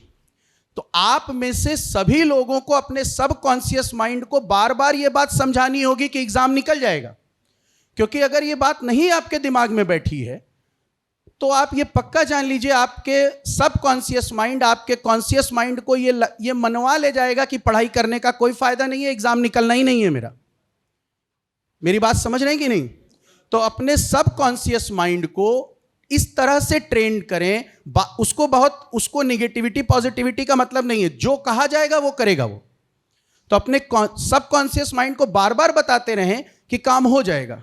रोज का टारगेट ले लें, 20-25 मिनट मन लगा के पढ़ें, क्योंकि पढ़ते समय भी हम बहुत प्लानिंग करते रहते हैं। पढ़ रहे हैं फिर सोच रहे हैं कि कल क्या करेंगे, ये वाला टेस्ट आ गया। अब जिस समय पढ़ रहे हैं उस समय भी पीछे सोच रहे हैं, और जबकि हमारे हाथ में केवल और केवल क्या है, प्रेजेंट है। आज भी नहीं है, मैं जब आया हूं वो पास्ट हो गया, अभी यहां पहुंचा हूं, अभी प्रेजेंट है। तो हमेशा आपको फोकस्ड कहां रहना है, अपना कहां रखना है, प्रेजेंट पे रखना है। हर मोमेंट पर क्या करते रहिए कि आपके लक्ष्य के प्रति वो आपको लगाए रखे, इस पर दिमाग लगाइए और बहुत ज्यादा डेविएशंस में मत जाइए। अच्छा, और किसी को कोई बात जो पूछना हो? यहां आए हैं बहुत लोग, बताइए। यूपीएससी की तैयारी में, हाँ, एक बड़ा विषय और मेरे पास क्वेश्चन आता रहता है, ये ऑप्शनल को लेकर आता है कि नहीं? कितने लोगों का ऑप्शनल डिसाइड हो चुका है?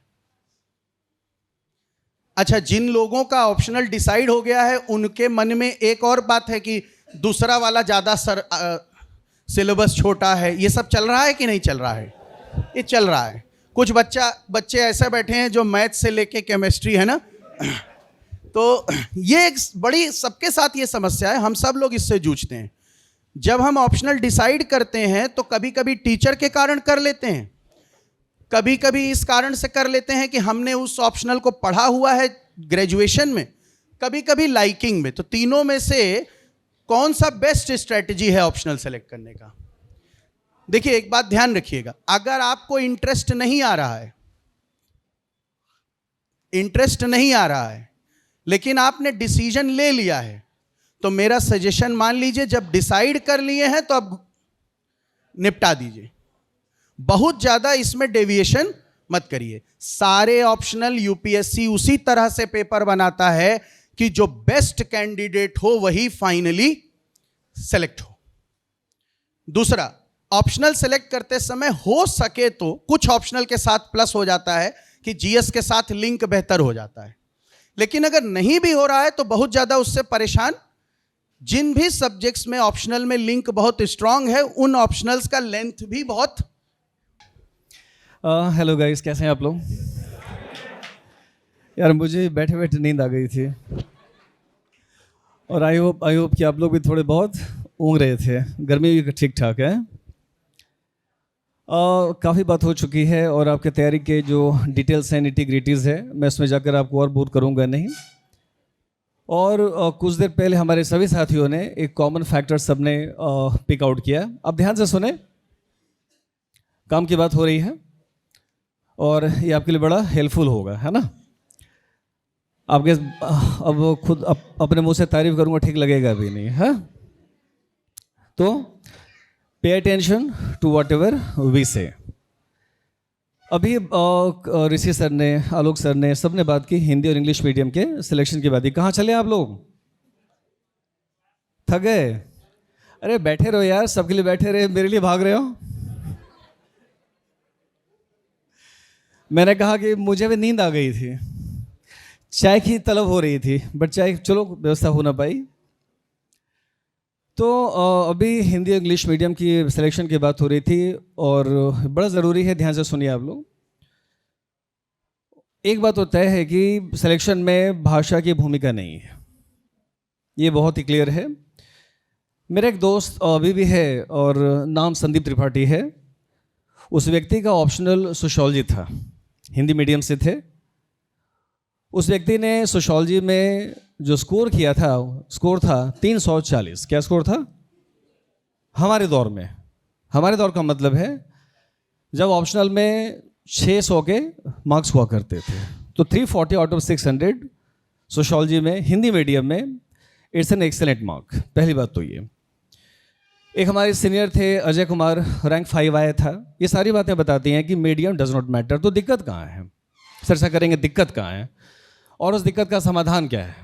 अब धैर्य से सुनिए, जो सुनेगा उसे लाभ होगा। ये 100% सिक्योर्ड और अश्योर्ड है, इसमें कोई दो बात हो नहीं सकती। जो बच्चे मुझे जानते हैं इस बात को बेहतर समझ रहे होंगे। पिछले 17 साल से, बेटा तो परिचय ले लो फिर मेरा, पिछले 17 सालों से पढ़ा रहा हूँ और भारत के अलग अलग हिस्सों में या तो क्लास लिया है या सेमिनार्स लिए हैं। लगभग 22+ राज्यों में क्लासेस सेमिनार्स लेके बैठा हूँ। 17 साल है, मतलब मेरे पढ़ाई टीचिंग करियर का 17वां साल है, समझ रहे हो? 16वां पार कर गया हूँ। तो समस्या क्या है? समस्या केवल हिंदी मीडियम के साथ नहीं, इलाहाबाद में ये समस्या इंग्लिश मीडियम वालों के साथ भी है। अभी कुछ देर पहले सुमित सर ने बताया था, ये सच है कि इलाहाबाद से एक समय आईएएस में रिजल्ट धुआंधार होते थे। भाई इलाहाबादियों से प्रीलिम्स में हम लोग को खतरा महसूस होता था। ये सही है, ये लगता था यार ये तो इतना टॉप स्कोर कर जाते हैं। तो एक समय इलाहाबाद का डंका बजता था और इलाहाबाद से प्रीलिम्स के लोग संघर्ष कर रहे हैं। 2 4 10 20 लोग मेंस देते हैं, 1 2 सिलेक्शन होता है। इसका मतलब है प्रॉब्लम इंग्लिश मीडियम के साथ भी है? समस्या है कहाँ? जहाँ तक समाधान की बात है तो शॉर्ट में तो बिल्कुल तुम्हारा समय नहीं लूंगा। जो बातें होंगी ठोस होंगी, टू द पॉइंट और काम की बातें होंगी। धैर्य रखो यार, मुझे डेमोरलाइज और तुम डिस्करेज मत करो। खाना मंगा दूं? क्लास के बाद मिलो। सबको कॉफी, सामने कॉफी पिलाता हूं, चलो।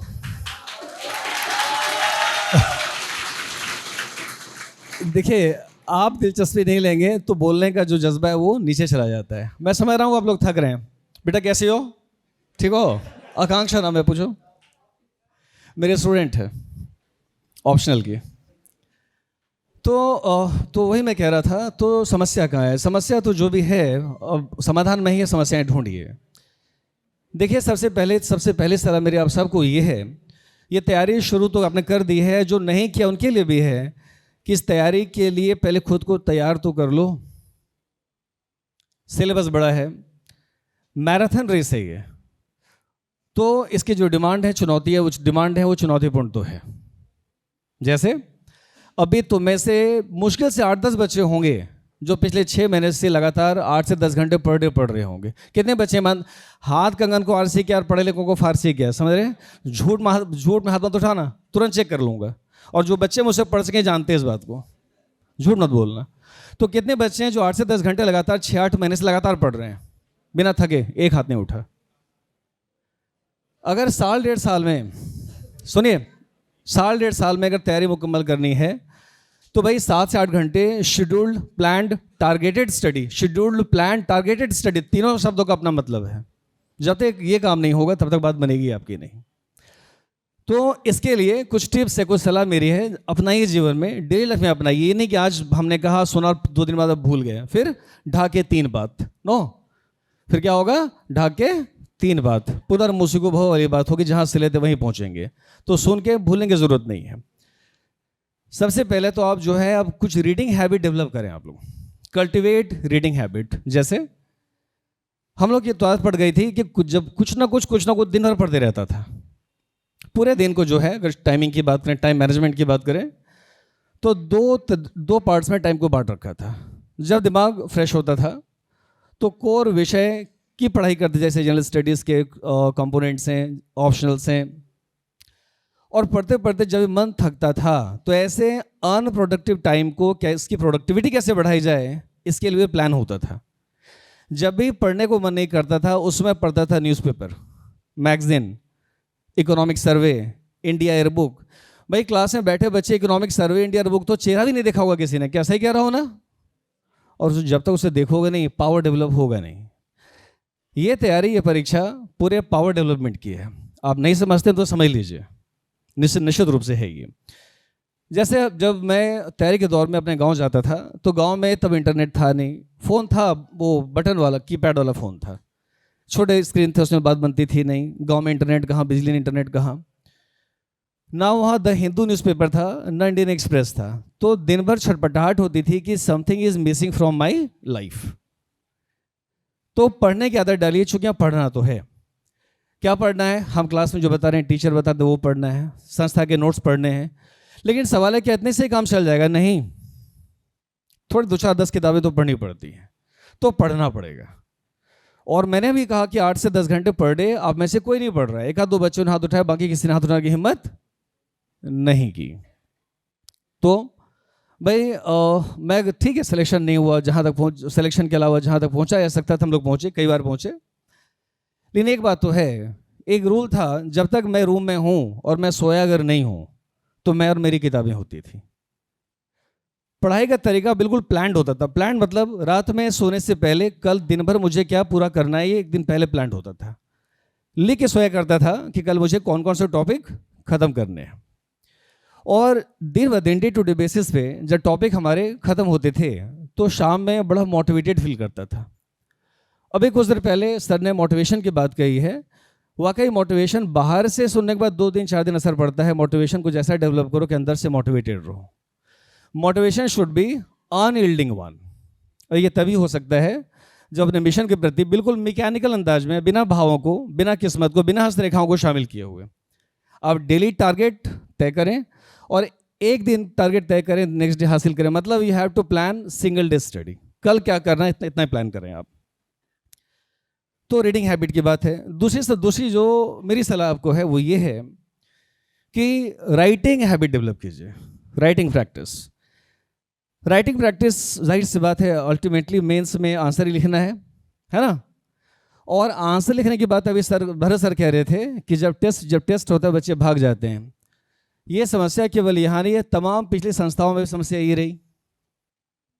मेंस का टेस्ट, पीटी का टेस्ट दो, बच्चे आ जाएं, मेंस का टेस्ट को बच्चे भाग जाएं। सवाल है कि अल्टीमेटली आपको पढ़ कुछ भी लें, सुन कुछ भी लें, आंसर में लिखना ही है। और लिखना क्या है? अपने आइडियाज़ को इफेक्टिव एक्सप्रेशन देना है ताकि एग्जामिनर पर प्रभाव पड़े और वो इम्प्रेस होकर तुम्हें नंबर दे। सही है ना? ये कैसे डेवलप करें? इसे आंसर राइटिंग स्किल डेवलप करने का सिंपल सॉल्यूशन दे रहा हूँ मैं। आप जो भी पढ़िए, पढ़ने के बाद उस पर विचार कीजिए, उसको लिंक और थिंक कीजिए। ठीक है? जो बच्चे हंस रहे, मुस्कुरा रहे हैं, मैं सवाल ही पूछता हूँ। मेरे सवाल रॉकेटिंग होती है, मिसाइलिंग होती है। ठीक है? तो ध्यान से सुनिए। तो मैं ये कह रहा था कि लिखने की आदत डालिए। जो भी आपने पढ़ा थोड़ा उस पर ठहर के विचार करें, उसे अन्य विषयों से, करंट अफेयर से, सौरभ सर अभी इंटीग्रेशन की बात कर रहे थे, तो करंट की घटनाओं से, अन्य विषयों के, वन विषयों के मुद्दों से लिंक करके थोड़ा विचार करें। और जब वो टॉपिक आपके दिमाग में छप जाए, आपको समझ में आ जाए इस टॉपिक का, जब आपको समझ में आ जाए इस टॉपिक का मर्म क्या है, आपको क्या समझना है? टॉपिक का मर्म समझना है। जब लग जाए टॉपिक का विचार डेवलप हो गया है तो उसी को कम से कम शब्दों में कंसाइसली लिखें, डेली बेसिस पे काम करेंगे। भाई 1 घंटे, आधे से 1 घंटे राइटिंग प्रैक्टिस हर बच्चे को करना चाहिए। आप प्रैक्टिस, इस चीज़ को प्रैक्टिस करोगे तो आप देखेंगे अगले 6 महीने में आंसर राइटिंग स्किल लगभग ठीक ठाक आपकी डेवलप हो गई है। आंसर राइटिंग में सबसे बड़ी समस्या जो होती है वो इंग्लिश में कहते हैं प्रोक्रेस्टिनेशन। प्रोक्रेस्टिनेशन का मतलब ये है, हम हमेशा कहते हैं अच्छा कल लिखेंगे, क्या कहते हैं? अच्छा बाद में लिखेंगे, बाद में। और ये बात जो है महीनों में बीत, महीना साल में बीत जाता है। तो सबसे पहले प्रोक्रेस्टिनेशन की समस्या को आप दूर करें। और क्या कहावत है कि रीड एक्टिवली, क्या कहावत है? रीड एक्टिवली, राइट प्रोलिफिकली, मतलब जितना लिख सकते हैं लिखें, एंड रिवाइज फ्रिक्वेंटली। ये 3 शब्द हैं। तो लिखने से डरोगे तो राइटिंग स्किल डेवलप कहाँ से करोगे? और आंसर राइटिंग लिखने के लिए कुछ चीज़ें चाहिए। क्या चाहिए? आपके पास प्रचुर मात्रा में कंटेंट हो, अच्छे नोट्स हो। नोट्स आप लोग सब बनाते भी होंगे, क्या कहते हो? एक एक टॉपिक पे 4-4 5-5 पन्ने, सही है? नहीं, नोट्स में पेज की संख्या जितनी कम हो आपके लिए फायदेमंद है। अगर मैं देखूं, मतलब सारे विषयों के नोट्स मिला के 15-17-100 पेजेस से अधिक के नोट्स नहीं बनने चाहिए। मैं अगर अपना उदाहरण दूं, जैसे जो बच्चे पढ़ चुके जानते हैं, अगर मैं रिवोल्ट ऑफ 1857 की बात करूं, 1857 की क्रांति की बात करूं, तो इस पर अगर लेक्चर में लेने पे आ जाऊं तो 10-12 दिन तो कहीं नहीं गया, 10-12 दिन कहीं नहीं गया, कोई दिक्कत नहीं, ऑप्शनल में तो और भी चला जाता है। लेकिन इस पर मेरा नोट्स देखोगे तो पूरे एक पेज में सारा नोट्स था, as a student, single page में सब कुछ इंक्लूडेड, ना कोई पॉइंट छोटा है, ना कोई फैक्ट छोटा, ना कोई डायमेंशन छोटे। मेरी बात समझ में आ रही है? नोट्स बेहतर वही जो कम से कम समय में अधिक से अधिक बार आप रिवाइज कर सकें, ठीक है? तो रीडिंग हैबिट, दूसरी राइटिंग हैबिट, साथ ही साथ जो है थिंकिंग, लिंकिंग थिंकिंग बहुत ज़रूरी है। अभी सौरभ सर ने लद्दाख से उदाहरण दिया, यूरिया को उदाहरण दिया, तो पढ़िए जब भी तो एक दूसरे विषयों में। पूरा जीएस ऐसा नहीं है कि सारे कंपोनेंट अलग अलग हैं, पूरे जीएस को एज अ होल देखें और एक विषय के बाकी विषयों से क्या लिंक है इसे ढूंढें। आप ढूंढ नहीं पाते हैं तो हम टीचरों से मिलें, हमसे चर्चा करें, हम टीचरों से डिस्कस करें आप, तो ये ज़रूरी है। तीसरी समस्या आती है लॉन्ग ड्यूरेशंस, जैसे जो आपके साथ समस्या होगी मैं बता रहा हूँ आपको। होता ये है, क्या ऐसा होता है कि 8 घंटे एक दिन में पढ़ लिया लगातार? नहीं हो पाता है। हम लोग करते थे बच्चे, तो जब शुरू हम लोगों ने पढ़ना शुरू किया लंबे ड्यूरेशन 8-8 घंटे, तो ऐसा लगता था कि चेयर में कुछ रिपल्सिव फोर्स है, नहीं समझे? लगता अब उठे ना भाग जाएं, कहाँ? चाय के स्टॉल पे। तो कितना भागोगे बार बार चाय के स्टॉल पे? मुखर्जी नगर में रहा करता था मैं, तो धीरे धीरे एक सेल्फ डिसिप्लिन मैंने अडॉप्ट किया कि मन जब भी कहे भागो, उल्टा मजबूती से चिपके रहो कुर्सी से। बात समझ में आ रही है? तो जब तक लॉन्ग ड्यूरेशन स्टडी कैपेसिटी आप डेवलप नहीं करेंगे तब तक बात बनेगी नहीं। 3-4 घंटे, कुछ बच्चे, मोस्ट ऑफ यू अगर देखें तो 3 से 4 घंटे पर डे भी सब नहीं पढ़ते हैं, सही है? 3 से 4 घंटे पर डे भी आप सब नहीं पढ़ते हैं तो बात बनेगी कैसे? और चौथा जो है वो है डिसिप्लिन का। डिसिप्लिन में इतना ही करना है कि आपने जो अपने लिए रूटीन सेट किया है, आपने एक दिन पहले सोने से पहले जो भी टॉपिक के टारगेट सेट किए हैं, अगला दिन आंधी आए या तूफान आए, भूखे प्यासे जो भी हो, उसे आप हासिल करें। अनुशासन में इतना ही है, अपने समय को व्यर्थ इधर उधर आप न गंवाएं।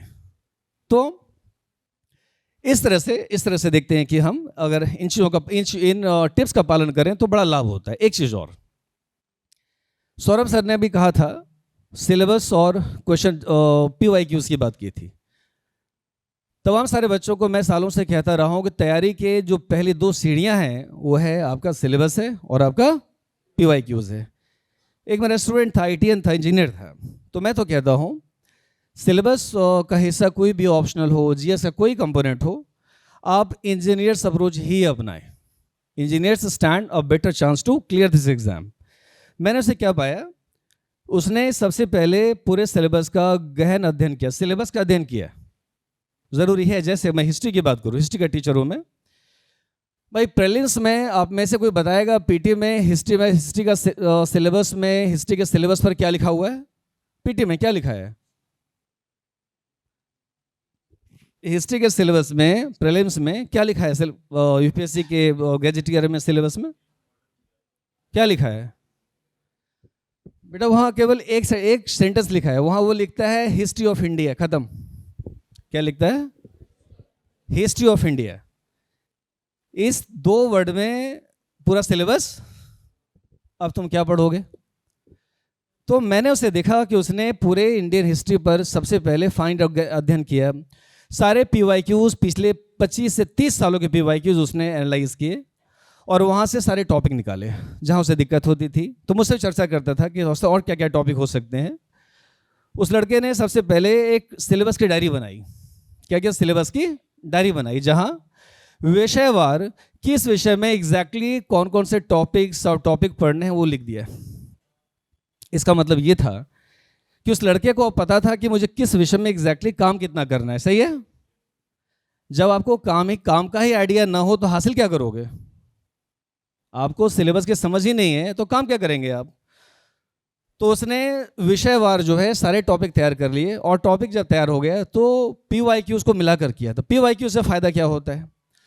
PYQ से ये समझ में आता है कि सिलेबस की सारे टॉपिक, सारी चीज़ें पढ़ने के लिए नहीं है। एज अ स्टूडेंट मैं बता सकता हूँ तुम्हें, सिलेबस का कभी भी मोर देन 70% टॉपिक मैंने भी कवर कभी नहीं किए, कभी नहीं। और मेंस में कम से कम कभी ऐसा नहीं हुआ कोई क्वेश्चन सरप्राइज क्वेश्चन आया हो, नहीं, कभी ऐसा नहीं हुआ। मेंस में धूमधाम से दिया, और चूका तो मैं अपनी राइटिंग की वजह से चूका, ठीक है, स्पीड की वजह से चूका, अदरवाइज सरप्राइज क्वेश्चन रेयर होते थे।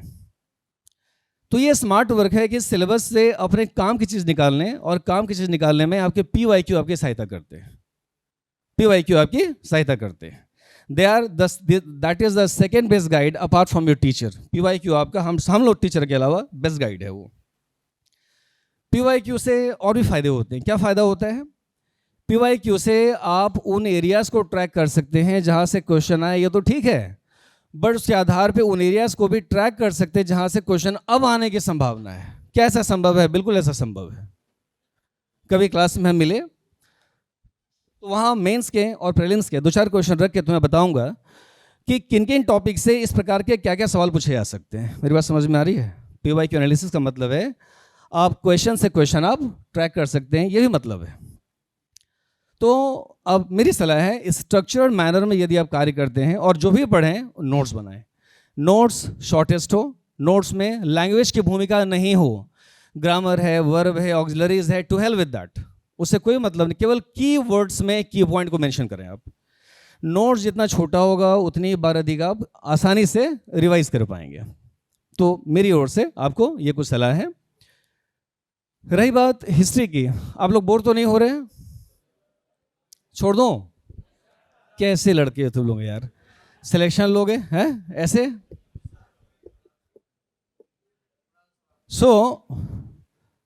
अब जो बात है, मैं अभी खत्म नहीं हुआ हूं, I am not yet finished.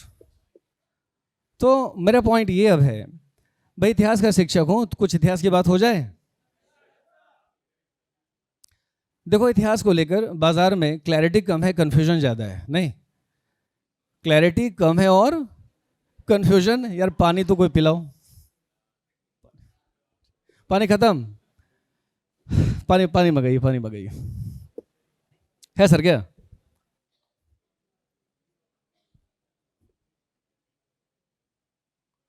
तो हिस्ट्री को लेकर बाजार में क्लैरिटी कम है और कंफ्यूजन ज़्यादा है। नहीं, आप सब इस बात को मानते हैं, मुझे लगता है मान चुके हैं कि हिस्ट्री ऐसी बेवफा, रात पढ़ो सुबह सफा। क्या कहते हो?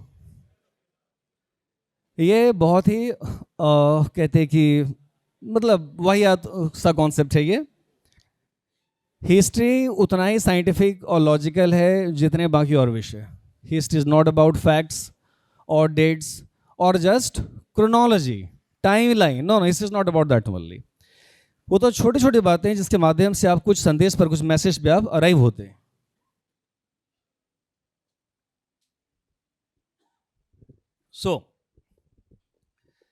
तो गाइज अब है कि 2 बातें। आप लोग बोर तो नहीं हो रहे हैं? हो भी रहे हैं तब भी सुनिए। सबसे पहले एक हिस्ट्री पर दी कि नहीं, बस 2-3 मिनट और मैं समय लूंगा, फिर छोड़ रहा हूं। मैं समझ रहा हूं।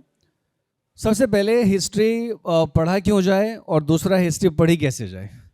पढ़ा क्यों जाए और पढ़ी कैसे जाए। हिस्ट्री पढ़ने के तीन कारण हैं आपके लिए। हिस्ट्री पढ़ने के 3 कारण हैं। सबसे पहला ये कि जिसने हिस्ट्री को नहीं पढ़ा, नहीं समझा, उसने खुद को नहीं जाना। ये कहा जाता है, कई बातें हैं। जैसे एक फ्रेंच इतिहासकार थे, नाम था मार्क ब्लॉक। क्या नाम था? Mark block. उन्होंने कहा कि history is the mother of all subjects. तो हिस्ट्री के महत्व को कम ना करें आप। तो जिसने हिस्ट्री को नहीं पढ़ा उसने खुद को नहीं जाना। और हिस्ट्री को पढ़ना इसलिए ज़रूरी है कि इस इतिहास की मदद से ये भारत की आत्मा को आप समझ सकते हैं। ये मैं कोई मजाकिया या हल्के स्तर पे नहीं, हल्के तौर पे नहीं कह रहा हूँ मैं। To understand the soul of India you need to understand the history of India. Soul का मतलब है, हिस्ट्री में ज़्यादातर बच्चे रटते रहते हैं, सर ये भूल गया वो भूल गया। तो मैं इस बात की चिंता क्यों करते हो कि मैं भूल गया? याद रखने के दो बेस्ट तरीके हैं। पहला, एक निश्चित इंटरवल पे आप बीच में जो भी पढ़ा है सब रिवाइज कीजिए। जैसे हर 30 दिन 35 दिन में एक रिवीजन दे दें। या मैं ये नहीं करता था, मेरे तरीके ये नहीं थे। मेरे तरीके थे कि जितने भी पीवाई क्यूज हैं वो देखते रहिए, बाजार में जितने क्वेश्चन है देखते रहिए, क्वेश्चन के माध्यम से ही सारा रिवीजन हो जाया करता था। और क्वेश्चन के माध्यम से रिवीजन यानी अपनी कमियां भी समझ में आती थी कि मेरी तैयारी कहाँ अभी भी मुकम्मल नहीं हुई है। तो हिस्ट्री जिसने नहीं समझा वो भारत को नहीं समझ सकता। अब क्या हिस्ट्री पढ़ना ज़रूरी है इस बात को जानने के लिए कि हाँ कि प्राचीन काल से अभी तक देखें हमारे जो पूर्वज थे उनका योगदान क्या था। अभी इस योगदान पर 5 मिनट का स्पीच देने किसी बच्चे को बोल दूं तो बच्चा वहीं धराशायी, क्या कहते हो, है ना, बच्चे की वहीं नानी याद आ जाएगी, है ना। तो नहीं नाउ क्या वाकई जानना, क्या हिंदुस्तान के बच्चों को दायित्व है कि अपने पूर्वजों के योगदान को जाने, जो वैदिक नॉलेज है, या the work of people like Kautilya. सुना है? कौटिल्य ने किताब लिखी है, अर्थशास्त्र लिखी है। मैं तुम्हें शॉर्ट में तब बता सकता हूँ, वो किताब अभी भी फाउंडेशन है for Indian administration till date and India's foreign policy till date. उसके सिद्धांत आपके विदेश नीति को प्रभावित कर रहे हैं, और उसके सिद्धांत आज भी भारतीय प्रशासन को प्रभावित कर रहे हैं, भारतीय ब्यूरोक्रेसी को आज भी प्रभावित कर रहे हैं। कभी क्लास से मिले तो विस्तार से बताऊंगा कैसे। तो उनका योगदान क्या है जानने के लिए हमें इतिहास समझना ज़रूरी है। कई बातें हैं, कई स्कॉलर हैं भारतीय इतिहास में जिनका अभूतपूर्व योगदान रहा है। जैसे मैं अगर शुरू करूं, आपने सुना होगा अगर हम साइंस टेक्नोलॉजी के क्षेत्र में बात करें, मेडिसिन के क्षेत्र में बात करें, एस्ट्रोनॉमी के क्षेत्र में बात करें, तो आपने नाम सुना होगा पीपल लाइक जीवक। नाम सुना है? जीवक आयुर्वेदाचार्य थे। आप लोग बोर हो रहे हैं यार, मज़ा मतलब ऐसे बात नहीं होती है, ध्यान से सुनो। आपने नाम सुना होगा चरक, सुश्रुत, लतादेव, ब्रह्मगुप्त, आर्यभट्ट, वरामिहिर, अभिनव गुप्त। तो इन सब के योगदान को आप जब पढ़ेंगे नहीं, समझेंगे नहीं, तो भारतीय व्यवस्थाओं को अप्रिशिएट और समझ कैसे पाएंगे? क्या ये जानना ज़रूरी नहीं है? जैसे जब कला संस्कृति में जब आप आर्किटेक्चर पढ़ेंगे, मैं पढ़ाऊंगा भी, तो दुनिया के 7 आश्चर्यों को हम पढ़ते हैं ना। लेकिन क्या भारत के बच्चों ने कभी भारतीय मंदिरों की स्थापत्य कला को जानने समझने की कोशिश की? जब आप तंजौर के नाम सुना होगा, तंजौर या तंजौर के बृहदेश्वरा मंदिर के आर्किटेक्चर को देखेंगे, समझेंगे, तो you will be surprise, you will be shock to know. और आर्किटेक्चरली इस बात का दावा है, आर्किटेक्चरली उससे उन 7 आश्चर्यों में से किसी एक को पिक कर लो, उन 7 वंडर्स किसी एक को पिक कर लो, आर्किटेक्चरली उनमें से कोई भी अपनी सुपीरियरिटी इस पर साबित कर दे तो मैं पढ़ाना छोड़ दूंगा। मेरी बात समझ में आई? तो स्थापत्य कला हो, मूर्ति कला हो, पेंटिंग हो, इन तमाम चीज़ों में भी देखें आप, तो जानना ज़रूरी है आखिर हम यहाँ तक पहुँचे कैसे, है ना। खैर, एक तो ये, दूसरा ये इतिहास जो है is not only about knowing, studying and all, but history is also about taking lessons. इतिहास हमें कई प्रकार के सीख देता है, कई प्रकार के मोटिवेशंस भी देता है। सीख की बात करें, जैसे जब आप भारतीय इतिहास को पढ़ेंगे, जानेंगे, समझेंगे, एक छोटी सी बात ध्यान से सुन लो, बस छोड़ रहा हूँ, मुझे भी तो बोलने दो। सब बोल के निकल लिए पहले हैं, ठीक है, बस 2 मिनट और। तो कुल मिला के जो मैं जो बातें कर रहा था, मैं क्या बातें कर रहा था, हाँ ठीक है, वापस आ रहा हूँ। तो इतिहास जो हमें सीख भी देता है। फॉर एग्जाम्पल, अगर मैं ये कहूँ कि पूरे भारतीय इतिहास में हिंदुस्तान जब डिवाइडेड हुआ, जब आपस में विभाजित रहे, आपस में लड़ झगड़ रहे थे, तब विदेशी ताकतों को भारत पर फतह करने का मौका मिला। ये सच है। अब इसकी शुरुआत कहाँ से करूँ इस बात को बताने के लिए, जैसे अगर आप पोस्ट मॉडर्न पीरियड में जाएंगे, अगर आप उत्तर मौर्य काल में जाएंगे, तो उत्तर मौर्य काल का मतलब है भारत की फ्रेगमेंटेड पॉलिटी। पूरे भारत में कोई अखिल भारतीय शक्ति थी ही नहीं। और इसी समय देखोगे उत्तर पश्चिम से नॉर्थ वेस्ट से ग्रीक का हमला होता है। ग्रीक थे, पहलव थे, शाक थे, कुषाण थे ना जी, बाद में हूण भी आए।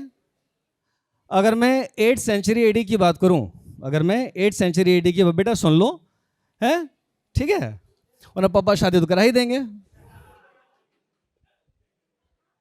आइए बनो, शादी सब कर दें तो बस छोड़ रहा यार, 2 मिनट रुक जाओ। तो यार मेरे अंदर तो उबालें उठ रही हैं कि मैं भी कुछ बोलूं। खैर, हिस्ट्री पढ़ना ज़रूरी क्यों है वो समझा रहा हूं। तो एक लाइन में, जब जब हिंदुस्तान डिवाइडेड रहा तब तक विदेशी ताकतों को मौका मिला। क्या ये पॉइंट आज भी रेलेवेंट है? आज भी रेलेवेंट है। हमारे जो पड़ोसी देश हैं वो भारत में ही कई प्रकार के आपस में डिवीजन क्रिएट करने की साजिशों पे साजिशें रचे जा रहे हैं। फिर चाहे आपका अमेरिका का डीप स्टेट हो, चाहे चाइना हो, चाहे हमारा पाकिस्तान भाई साहब हो, क्या कहते हो, इस प्रयास में सब हैं। तो इतिहास हमें लेसन देता है। इतिहास में इस बात का भी लेसन देता है कि छोटी छोटी घटनाएं, छोटी छोटी घटनाओं का कितना प्रभाव होता है। जैसे आज अगर हम मौर्य इतिहास पढ़ते हैं, क्या उस घटना को कोट कर सकते हो जिसकी वजह से मौर्य इतिहास रच दिया गया? उस घटना को कोट कर सकते हो जिस घटना ने मौर्य इतिहास रच दिया? पूरे भारत में, पूरे इंडियन सब कॉन्टिनेंट में द ग्रेट मौर्यन एम्पायर की स्थापना की। इतने बड़े एम्पायर की स्थापना की, ना इससे पहले ना इसके बाद इतने बड़े एम्पायर कभी स्टैब्लिश हुए ही नहीं। टेरिटरी में, अगर टेरिटरी की बात करें तो टेरिटोरियली इतने बड़े क्षेत्र पर ना तो कभी मुगलों ने शासन किया, ना कभी दिल्ली सुल्तान ने शासन किया, और ना ही कभी ब्रिटिश शासन कर पाए। वो घटना क्या थी? वो घटना थी गाइज, कौटिल्य का अपमान बाई धनानंद। नाम सुना होगा आपने कि कौटिल्य, आप चाणक्य आपके धनानंद के दरबार में गए थे, आप लोग अधीर हो रहे हैं, और जिस चक्कर में मैंने अपना रेट और स्पीच बढ़ा रखा है ऑलरेडी, कितना और बढ़ाऊं? हैं, ठीक है। और देखिए, एक बच्चे की, एक ऐसे बच्चे की मुलाकात एक ऐसे शिक्षक से होती है, और जो बच्चा जिसका आता पता भी ना था। चंद्रगुप्त की माँ का नाम क्या था? मूरा। बाप का नाम खत्म। समझ रहे हैं? बाप का नाम किसी को नहीं पता है। तो एक ऐसे बच्चे की मुलाकात होती है एक अच्छे शिक्षक से, कौटिल्य से, चाणक्य से। और देखिए, द चंद्रगुप्त मौर्य जो है, he turn out to be the India's greatest empire in that time. ये भारत का पहला महान शासक था मेरे हिसाब से। मेरी बात समझ में आ रही है? इतिहास का महत्व है। अगर आप गांधी की बात करें, आज हम गांधी महान बने, उस घटना को बताओ जिसने गांधी को महान बनाया। कौन सी घटना थी जिसने गांधी को महान बनाया? गांधी को साउथ अफ्रीका में पीटर मैरिट्सबर्ग में लात मार के ट्रेन से बाहर निकालना। मेरी बात समझ में आई? भाई साहब ने इससे पहले ऐसी धुलाई कभी फेस नहीं किया था। तो बेटा इतिहास से सबक लेना है। और फाइनली शॉर्ट कर देता हूं मैं, पढ़ें कैसे, चलो समझाता हूं। आज किसी घटना को समझने के लिए आपको फैक्ट्स रटना पड़ता है या घटनाओं को देखना पड़ता है? देखते और लिंक करते हैं ना। मैं कारण समझ नहीं पाता कि आज की घटनाओं को समझने के लिए हम देखते और लिंक करते हैं, तो उस समय की घटनाओं को समझने के लिए हम रटने का तरीका क्यों अपनाते हैं? उस घटना का सामाजिक पहलू होगा, आर्थिक पहलू होगा, राजनीतिक पहलू होगा, सांस्कृतिक पहलू होगा। सही है? घटना कोई सी भी हो, उन पहलुओं से जोड़ें। बोलने के लिए मेरे पास बहुत कुछ इतना है कि आप मतलब अब झेल नहीं पाएंगे, लेकिन क्लास में ये बात आगे बढ़ाऊंगा मैं, ठीक है? तो आपको रोते हुए देखकर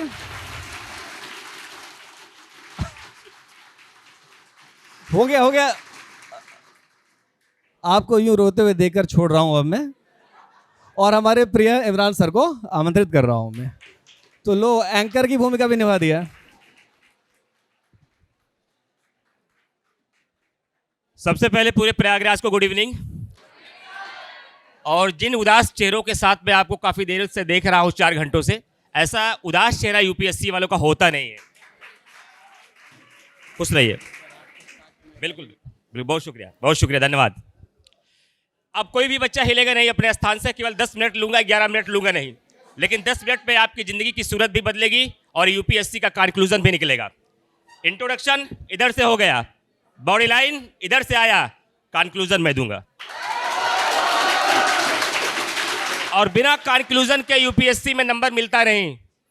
कौन कितना बेहतरीन लिखता है, कौन कितना शानदार लिखता है, किसको आईएएस क्यों बनाया जाए, निष्कर्ष से ही तय होगा साहब, कंक्लूजन से ही तय होगा। कंक्लूजन ही बताता है कि आप आखिरकार कहाँ जाना चाहते हो और क्या है। और मैं चाहता हूं कि जितने भी विद्यार्थी यहाँ पर आए हैं, मैं इतनी देर से देख रहा हूं, इतनी शानदार बात सर मुकुंद सर कह रहे थे, इतने अच्छे से आपको समझा रहे थे, ये मायूसी क्यों आपके चेहरे पर? ये यूपीएससी की दुनिया है, इससे क्यों इतना डरे हुए हैं? गमों के आंच में भी मुस्कुरा के चलना पड़ता है, ये दुनिया है साहब। गमों के आंच में भी मुस्कुरा के चलना पड़ता है, ये दुनिया है साहब। यहां चेहरा सजा के चलना पड़ता है। तुम्हारा कद, ध्यान से सुनिएगा, सब लोगों के लिए संदेश है मेरा ये, तुम्हारा कद मेरे कद से बहुत ऊंचा सही, लेकिन चढ़ाई पर सबको कमर झुका के चलना पड़ता है। ध्यान रखिएगा, ये पूरे प्रयागराज को मैं संदेश दे रहा हूं कि तेरा कद मेरे कद से बहुत ऊंचा सही, लेकिन चढ़ाई पर सबको कमर झुका के चलना पड़ता है। और ये हमारे सामने जो विद्यार्थी बैठा हुआ है, ये भी चढ़ाई पर है, इसलिए मायूस है। लेकिन एक दिन आएगा जब यही विद्यार्थी सितारा लगाकर और कैप पहनकर और जिलाधिकारी बनकर आएगा, तो उस दिन इसके चेहरे मुस्कुराने लगेंगे। और इसी मुस्कुराहट तक पहुंचने के लिए ही आप ये सारी काम कर रहे हैं। मैंने पहले बोल दिया कि 10 मिनट लूंगा, 11वां मिनट नहीं होगा, लेकिन ये 10 मिनट आपकी पूरी जिंदगी के संचार बदल देंगे। मैं सभी विद्यार्थियों से आगे से लेकर पीछे तक जितने भी विद्यार्थी आए हैं, 1 मिनट के लिए पानी का रोक दीजिए, अभी जिसको देना दे दीजिए, बिल्कुल शांत हो जाइए, पानी वहां रख दीजिए अभी। अब इस क्लास में मेरी आवाज होगी और आपके कान होंगे, और संदेश लेकर के जाना है यहां से सभी विद्यार्थियों को। ध्यान रखिएगा, जितने भी विद्यार्थी इस क्लास में बैठे हैं, जिस विचार के साथ आए थे, जैसे आए थे, अगर वैसे चले गए तो आलोक सर की मेहनत, ऋषि जैन सर की मेहनत, सौरभ तोमर सर की मेहनत, भरत सर की मेहनत और ये यहां पर बैठे हुए मुकुंद नंद सर की मेहनत बेकार हो जाएगी। जैसे अगर आप आए थे वैसे ही चले गए तो क्या मतलब होगा यार? यहां आप किस लिए आए हैं? एक विचार के लिए आए हैं। आलोक सर ने शुरुआत की है इसकी, उस विचार की। अगर आप वो विचार लेके यहां से नहीं गए तो हम सबकी मेहनत बेकार हो जाएगी और आपका आना भी बेकार हो जाएगा। इस सेमिनार को सफल बनाना की जिम्मेदारी आपके कंधों पर है। आप यहां आने से पहले जैसा थे और जाने के बाद भी अगर वैसा रह गए तो सब निरर्थक हो जाएगा। इसका मतलब है कि जाने के एक सीढ़ियों से जब उतरिएगा तो अपने प्रिय शिक्षकों के साथ सेल्फी लेने के साथ साथ ये भी ध्यान रखिएगा, एक विचार भी अपनी मुट्ठी में लेकर जाना है। एक ऐसा संदेश यहां से लेकर के जाना है जो हमारा आने वाला भविष्य बदल देगा, जो हमारा आने वाला गोल बदल देगा। दूसरी बात मैं करूंगा कंपटीशन की। यूपीएससी के और यूपीपीसीएस के दोनों विद्यार्थी ये कहते हैं कंपटीशन बहुत बढ़ गया है सर, बहुत सारे बच्चे तैयारी कर रहे हैं, लेकिन मैं आपको सच बता दूं कंपटीशन है ही नहीं। कंपटीशन नहीं है। कैसे? क्योंकि मार्केट में लापरवाहों की संख्या बहुत अधिक है।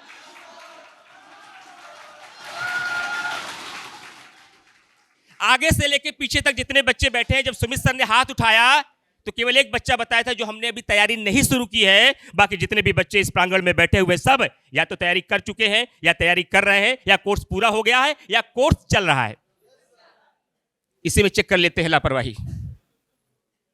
जिनका कोर्स पूरा हो गया, ईमानदारी के साथ बताइएगा अपनी आत्मा पे हाथ रख के, कितने बच्चे इसमें ऐसे हैं कि जब से उनका क्लास शुरू हुआ है एक भी क्लास मिस नहीं हुई है? पहला सवाल। देखिए इतने सारे बच्चे कट गए, ये जो हाथ उठाने वाले बच्चे हैं, इन हाथ नीचे करने वाले बच्चों को हरा दिए। यहीं पर उन्होंने अपनी पूरी क्लासेस अटेंड नहीं की, इन्होंने पूरी क्लास अटेंड की। इसमें से कितने बच्चे ऐसे हैं पूरी क्लास अटेंड करने के बाद, जितने भी वीकली टेस्ट हुए, जितने भी डेली टेस्ट हुए, हर टेस्ट को पूरे मनोयोग के साथ दिया है? आधे और कट गए। कितने बच्चे इसमें से ऐसे हैं यूपीएससी के जब टीचर आपको पढ़ा कर आपको नोट्स दिए, जो आपको संस्थानों के द्वारा स्टडी मटेरियल दिया गया, आगे से नहीं पीछे की हर लाइनें लाल हैं, आगे की नहीं, कॉपी की, क्लास नोट्स की, टीचर की नोट्स की, स्टडी मटेरियल का पीछे का पन्ना, आगे की पन्ने की बात नहीं कर रहा हूं साहब, पीछे का पन्ना लाल है। अगर लाल है तो इसका मतलब वहां तक आप पढ़ चुके हैं। कितने लोगों का लाल है साहब? और सवालों पे आ जाऊंगा। ये मात्रा दशमलव में आ जाएगा, यही कमी किया जो रिजल्ट दशमलव में आ गया साहब, इसको बदल दो, रिजल्ट दहाई में आ जाएगा। यहां काम करना है, इस जगह काम करना है आपको, यहां पर मेहनत करने की जरूरत है आप विद्यार्थियों को, जिस वजह से आपका रिजल्ट दशमलव में आ गया है। वहां पर अगर आप करेंगे तो आपका रिजल्ट दहाई में और सैकड़े में पहुंच जाएगा। अंतिम बात करके समाप्त करूंगा, क्योंकि मैंने वादा किया था 10 ही मिनट लूंगा। बहुत टाइम हो गया, आज बहुत मन बना के आया था कि आपसे बात करूंगा मैं, लेकिन समय मिला नहीं आज मुझे। कभी वक्त आएगा फिर मैं बात करूंगा आपसे। लेकिन जाते जाते आज कंक्लूजन बस बताने आया हूं मैं आपको। एक अंतिम बात हमारे आदरणीय बड़े भाई के रूप में है, आलोक सर ने बाहुबली की बात कही, ऋषिजन सर ने भी आपको महेंद्र सिंह धोनी की मूवी की बात की। एक मूवी का थोड़ा सा हिस्सा मैं आपको भी बताता हूं। हालांकि आप जेनजी जनरेशन के हैं, 1997 वाले, शायद आप उसको ना जानते हो, लेकिन उस कहानी को कभी ना कभी, उस मूवी को टीवी पे देखा होगा। उस मूवी का नाम है घातक। घातक में है सन्नी देओल, और उसमें उस पिक्चर में किस आदमी का खौफ है? कातिया का। कातिया का इतना खौफ है कि कोई भी आदमी उससे आंख मिलाने की भी जुर्रत नहीं कर पाता।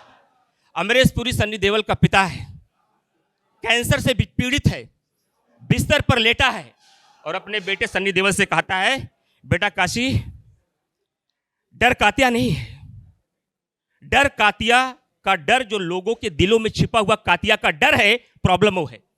प्रॉब्लम कातिया नहीं है, प्रॉब्लम लोगों के दिल में छुपा हुआ कातिया का डर है।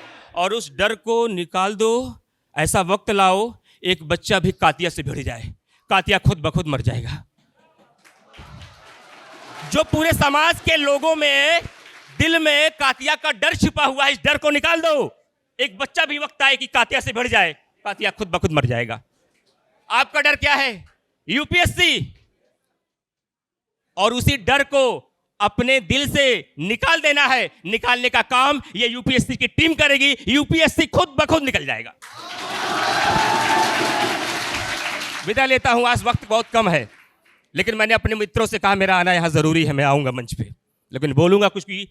अगर संदेश लेके मेरा बच्चा यहां से नहीं गया, ये सेमिनार अधूरा रह जाएगा। और इस क्लास में बच्चे, बैठे हुए बच्चों में से एक भी बच्चा अगर एक अच्छा विचार लेके गया और उसकी कहानी, उसकी सूरत, उसका मंसूबा बदल गया, ये सेमिनार और हम सबकी मेहनत सफल मानी जाएगी। मेहनत करो, आप में बहुत ताकत है, आप में बहुत पोटेंशियल है। अपनी पूरी ताकत को, पूरी क्षमता को लगा दो अपने काम के लिए। बस डिसिप्लिन लाओ। बस मैंने क्या कहा, लापरवाहों की संख्या बहुत अधिक है। अगर आपने अपने आप से सवाल करके पूछ लिया, I am disciplined, then you will success. अंतिम सवाल, पता कैसे चलेगा कि आई एम डिसिप्लिन्ड और नॉट? पता कैसे चलेगा आई एम डिसिप्लिन्ड और नॉट? 1 साल में नहीं, 6 महीने में नहीं, माह भर में नहीं, सप्ताह भर में नहीं, हर रोज पता करना है। जब सुबह जागो तो अपने लिए लक्ष्य बना लो, और जब बिस्तर पे सो तो अपने लक्ष्य को मिला लो। अगर डिसिप्लिन है, 365 दिन 3 साल कर दो, यूपीएससी तुम्हारा। अलविदा, thank you very much to all of you. और बाकी यूपी पीसीएस की तैयारी में अभी हूं। अभी पीडब्ल्यू ने मुझे यूपी पीसीएस की जिम्मेदारी दी है, बड़ी जिम्मेदारी होगी तो यूपीएससी में भी आपके साथ आऊंगा। और यूपी पीसीएस की तैयारी करने वाले, शायद यूपीएससी का हर बच्चा यूपी पीसीएस भी देता होगा, उसके लिए हमारी पूरी टीम, आदरणीय Dharmendra sir, Shailesh sir, Raj Sharma sir, मैं और मेरी समेत पूरी पीडब्ल्यू की टीम आपके लिए खड़ी है। जब उसके लिए जरूरत होगी पूरी टीम आपके साथ काम करेगी, आपके पहले सपने को पूरा करके वहां तक लेकर जाएगी। और जिस दिन आपको जरूरत पड़ी कि मेरी जरूरत वहां भी है, मैं आपको वहां पर मिलूंगा। तो बिल्कुल हिम्मत मत हारना, आप में बहुत ताकत है। कोई भी लक्ष्य मनुष्य के साहस से बड़ा नहीं, हारा वही है इतिहास में अब तक जो अंत तक लड़ा नहीं। Thank you very much to all of you. जाइए।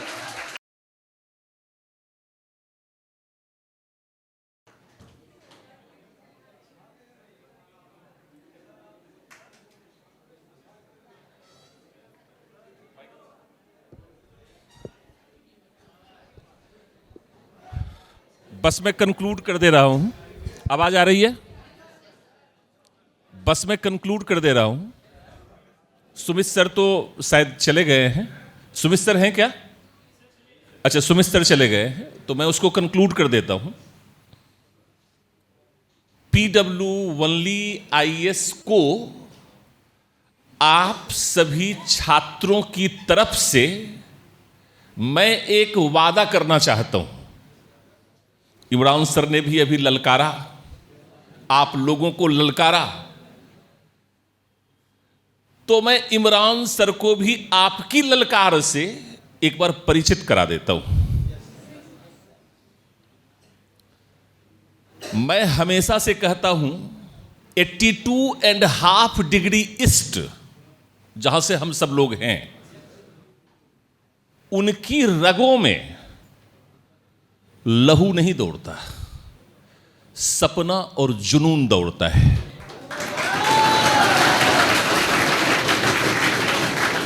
यहां की हवाओं में, फिजाओं में, यहां की मिट्टी में वह क्षमता भी है कि अगर हम सपने देखेंगे तो उसको पूरा भी करेंगे। तो आप सभी छात्रों की तरफ से मैं PW ओनली IAS और यहां पर बैठे हुए हमारे तमाम विद्वान शिक्षक और साथी को मैं प्रॉमिस करूं आपकी तरफ से, शाखों से टूट जाएं, शाखों से टूट जाएं वो पत्ते नहीं हैं हम। UPSC को कोई कह दे, UPSC को कोई कह दे, अपनी औकात में रहा करे।